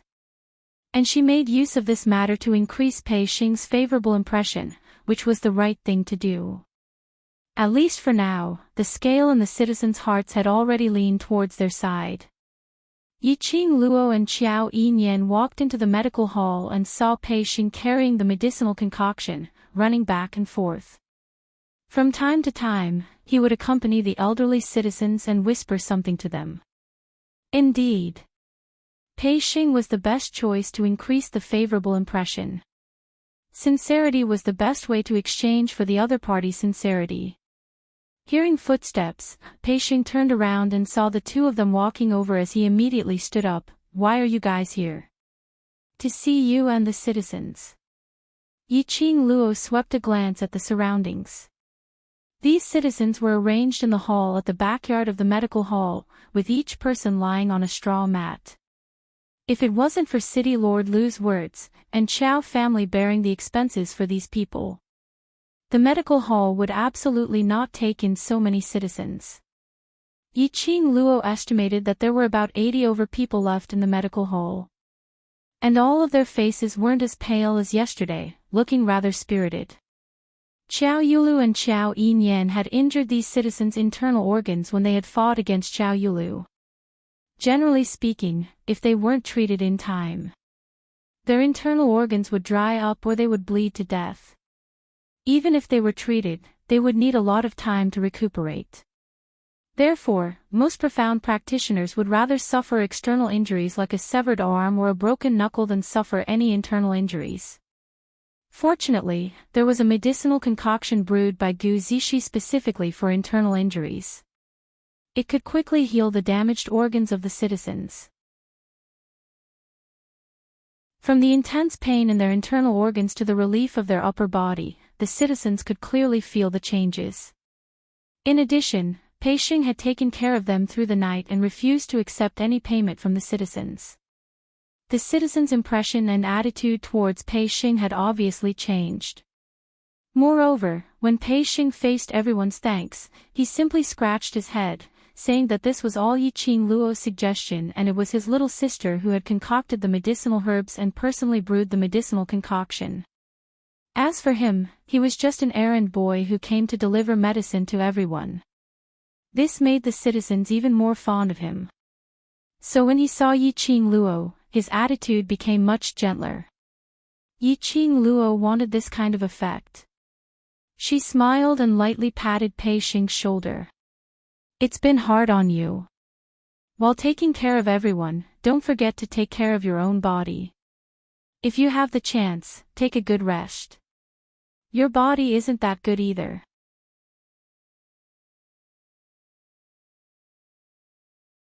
Chapter 35-57. Yiqing Luo's voice wasn't loud but it wasn't considered soft as everyone in the hall could hear her. The citizens all looked over.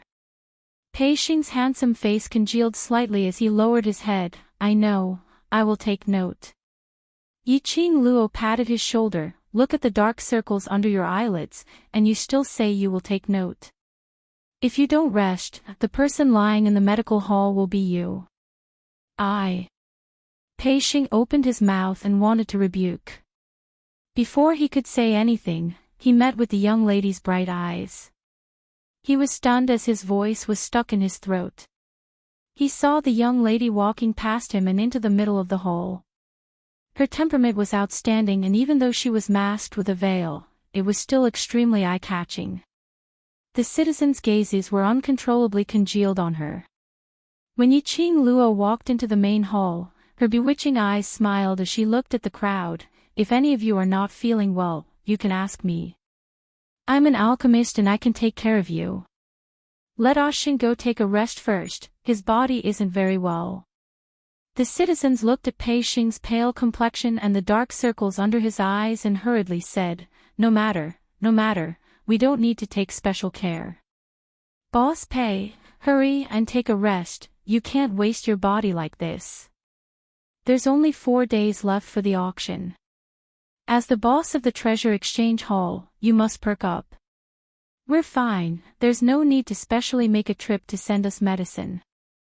That's right, these medicines, the doctors in the medical hall all said that this is a top-grade medicine for treating internal injuries. It's a waste for us to drink it. The Treasure Exchange Hall is about to take part in the auction and your lives are usually very tight, don't waste the medicinal herbs for us. The citizens started to speak out one by one and their tone was filled with gratitude and concern towards Pei-Shing. Actually, everyone was mutual. If you treat me well, I'll treat you twice as well. Treating people sincerely would always be reciprocated. These citizens might have hurt Pei Xing, hurt the treasure exchange hall before. But this was also human nature. No matter if the matter 5 years ago, the treasure exchange hall embezzled and cheated the best trading house's honor was true or false. The citizens didn't mind. They might want to believe in the treasure exchange hall. But they were also afraid of what if. Humans were like this, afraid of hurting themselves and hurting their own interests. Naturally, they would avoid this what if. But now, the citizens' attitude towards Pei Xing had changed. It was because he believed in Pei Xing's character. He had personally verified Pei Xing's character. Listening to the citizens' words, since 5 years ago, Pei Xing, who had never enjoyed the attention of others, actually had red eyes in front of everyone. Yi Qing Luo shot him a look. Pei Xing didn't return to the treasure-gathering hall to rest. He took a straw mat from the main hall and went to the inner hall to rest. Pei Xing went to rest and the task of serving medicine to the citizens fell into Yi Qing Luo's hands. When Yi Qing Luo delivered the medicine into the hands of the citizens, they didn't dare to receive the medicine. For them, Yi Qing Luo was like a fairy. Let the fairy bring the medicine. They really didn't dare to take it. In addition, Qiao Yinyan also helped Yi Qing Luo to serve the medicine to everyone. The citizens were even more terrified. Should they laugh at the blessings of their ancestors, or should they be moved and cry? She was a celestial maiden from the underworld palace who dared to offend even the Empyrean fairy and the city lord. A genius youth, the Qiao family's young master Qiao. These two big shots were giving medicine and water to a group of cannon fodder.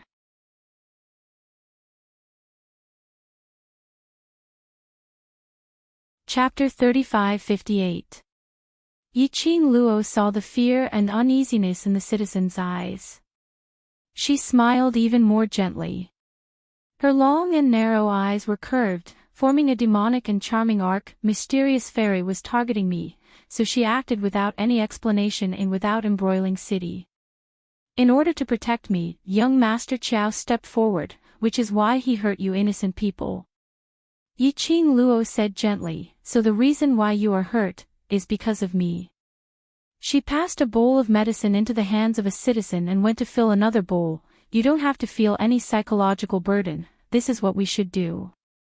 No, Miss D, this matter is not your fault. Yes, we don't blame you. Don't say that. You are also innocent, this is all you lose. This person was about to complain but was interrupted by Yi Qing Luo. This is Without Embroiling City, no matter what mysterious fairy does, it is right. The citizen swallowed the words that were about to come out of his mouth. That's right, this was Without Embroiling City. Princess Yulu was Without Embroiling City's mysterious fairy. He was just an ordinary citizen. If he offended Princess Yulu, his ending would be terrible. Thank you Miss D for stopping in time.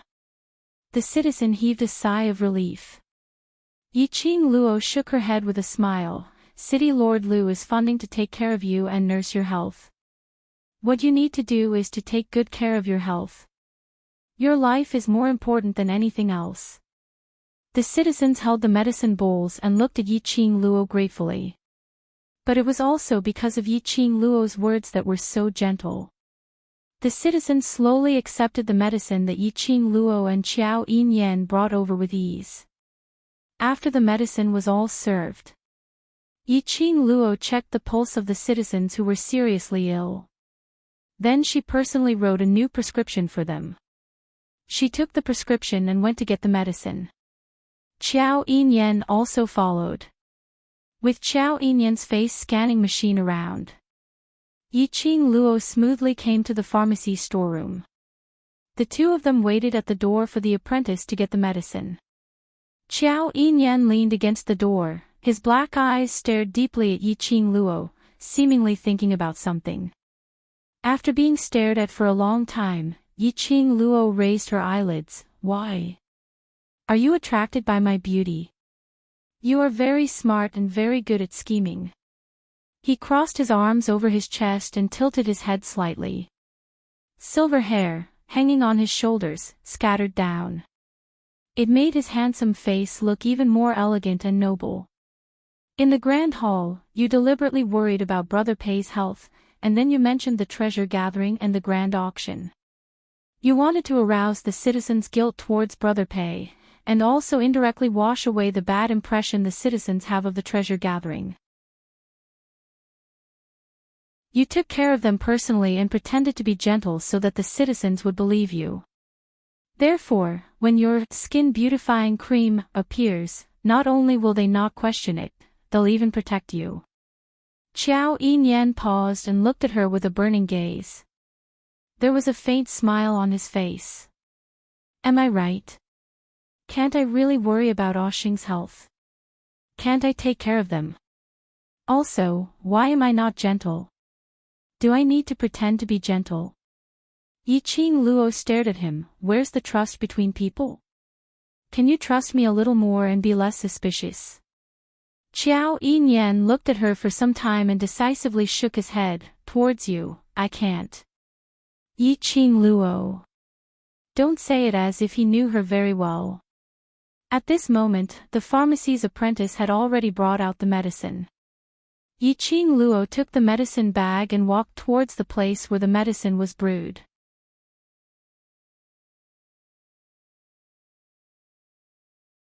Chapter 35-59. But Luo. He paused as his voice deepened. You just need to remember one thing, no matter what, I will help you. Yiqing Luo paused as she frowned slightly. Between her and Qiao Yinyan, they had only known each other for a day. But somehow she felt that Qiao Yinyan's attitude towards her was too special. In the span of a day in without embroiling city, Yiqing Luo more or less understood from the citizens' discussions. Qiao Yinyan, this person, although he treated people gently and politely, but he exuded a faint sense of alienation. His figure was outstanding, his aura was imposing, making people unable to approach him. Why? Was he treating her so differently? Fell in love at first sight? No. This was impossible. Qiao Yinyan's attitude towards her was very subtle, but it didn't seem like liking her. Or was it really like what he said? He just wanted to make friends with her. Make friends. One must know, when the two of them first met, she still looked like a disheveled beggar, carried away by Qiao Yilu's maid. Just like this. She could even attract Qiao Yinyan's gaze, making him think, hey, disheveled little beggar, your disheveled look has successfully attracted the attention of this young master. This thought flashed across Yiqing Luo's mind. Yiqing Luo hugged her arms and shivered. Damn it. Simply too terrifying.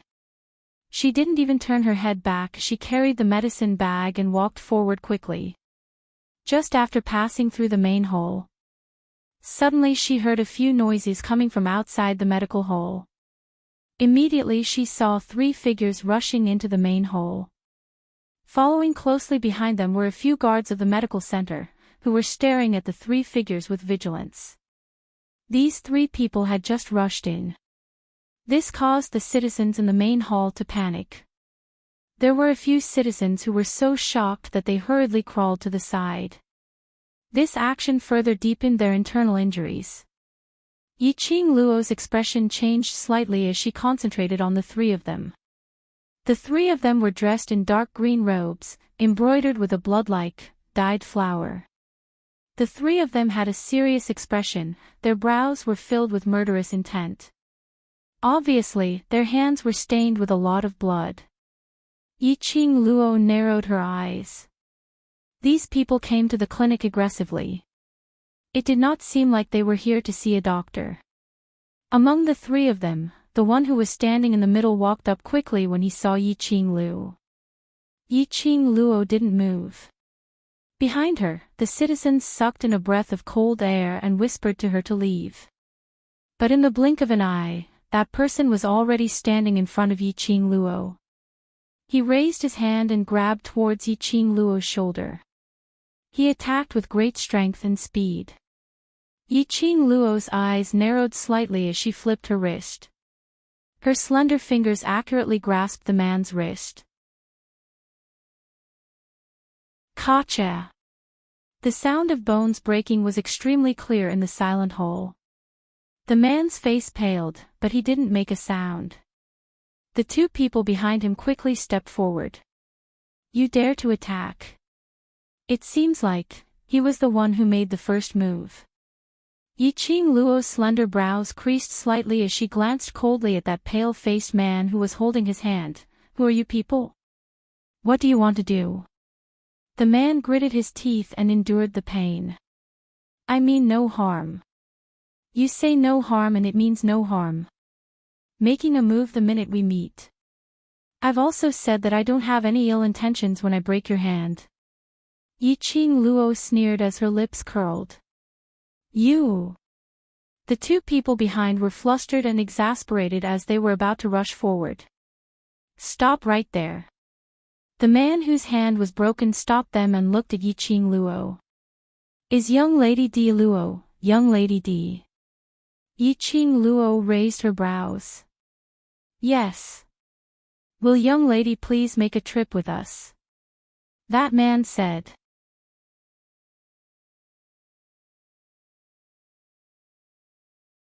Chapter 3560. Yi Qing Luo couldn't help but laughed. If you want to politely invite me to follow you, shouldn't you introduce yourself first? Those few people exchanged glances but didn't reply. The voices of the surrounding citizens were filled with fear and astonishment. These. Aren't these mercenaries from the Blood Mercenary Group? That's right. They're from the Blood Mercenary Group. Their clothes have the Blood Mercenary Group's logo. Why would the Blood Mercenary Group's people come to look for Miss D? Could it be that Princess Yu Lu had invited the Blood Mercenary Group for help? When the citizens heard the name Blood Mercenary Group, they were all stunned. Mercenary groups like these were usually only seen in the wild or in extremely dangerous places. It was rare to see mercenaries roaming around the city. Especially the second-ranked Blood Mercenary Group in the Earth Realm. It was even more impossible for ordinary citizens like them to see them. But now, the moment the Blood Mercenary Group's mercenaries appeared, 3 of them appeared. The citizens' first reaction was, Princess Yu Lu had invited the Blood Mercenary Group's mercenaries to deal with Miss D. There was a subtle change in the expressions of the citizens. The gazes towards the Blood Mercenary Group were filled with disgust rather than fear. The 3 of them who were stared at by the citizens had an ugly expression as they frowned and stared at Yi Qing Luo. Miss D, don't waste our time. When Yi Qing Luo heard the citizens' discussion, the expression on her face had already concealed the sharpness from earlier. Her slender brows were knitted tightly as her tone was worried. Did something happen to Zixi? She mentioned Gu Zixi's name. The eyes of the mercenary whose hand was broken sunk slightly. Follow us and you'll know. Noticing the change in the 3 mercenaries' expressions, Yi Qing Luo's heart thumped and didn't continue to tangle with them. Lead the way. The 3 of them turned around and were about to leave. Wait! A man's panting voice was heard from behind. Pei Xing rushed up quickly, totally not fearing the mercenary's murderous aura as he pounced forward and placed both hands on one of the mercenary's shoulders. What did you say? What happened to Zixi? Pei Xing's handsome face was filled with anxiety and panic. Having just woken up, he rushed over without even putting on his shoes. Her clothes were slightly disheveled, and a few strands of her black hair had loosened from the crown on her head. He was in an extremely sorry state. The mercenary's face darkened, and just as he was about to raise his hand to push away the hands on his shoulders, but just as he moved, however, he found that his shoulders seemed to be pressed down by a huge rock, and he was unable to move even half a step. What kind of strength was that? He was a mercenary of the Bloody Mercenary Group. He was actually pressed down by a weak-looking piece of trash to the point where he couldn't move. Say something. What happened to Zishi? Pei Xing became increasingly anxious when he saw the mercenary's gloomy expression and his silence. He couldn't help but increase the strength of his hands. The mercenary's facial features twitched in pain, and his face gradually turned pale. He struggled to break free from Pei Xing's hands. The more he struggled, the more Pei Xing thought about it, the more flustered he felt. His mind was filled with Gu Zixi smile. His heart and his throat felt like it was being choked by someone, making it hard for him to breathe.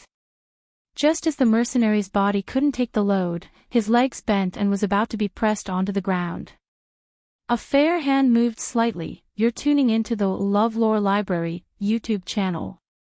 We're so grateful for your support, and don't forget to subscribe to join us on this incredible journey through captivating stories. Your generosity through donations truly makes a world of difference, as it's the primary source of revenue that allows me to expand and enhance this channel for you. Thank you from the bottom of my heart for being a part of this adventure.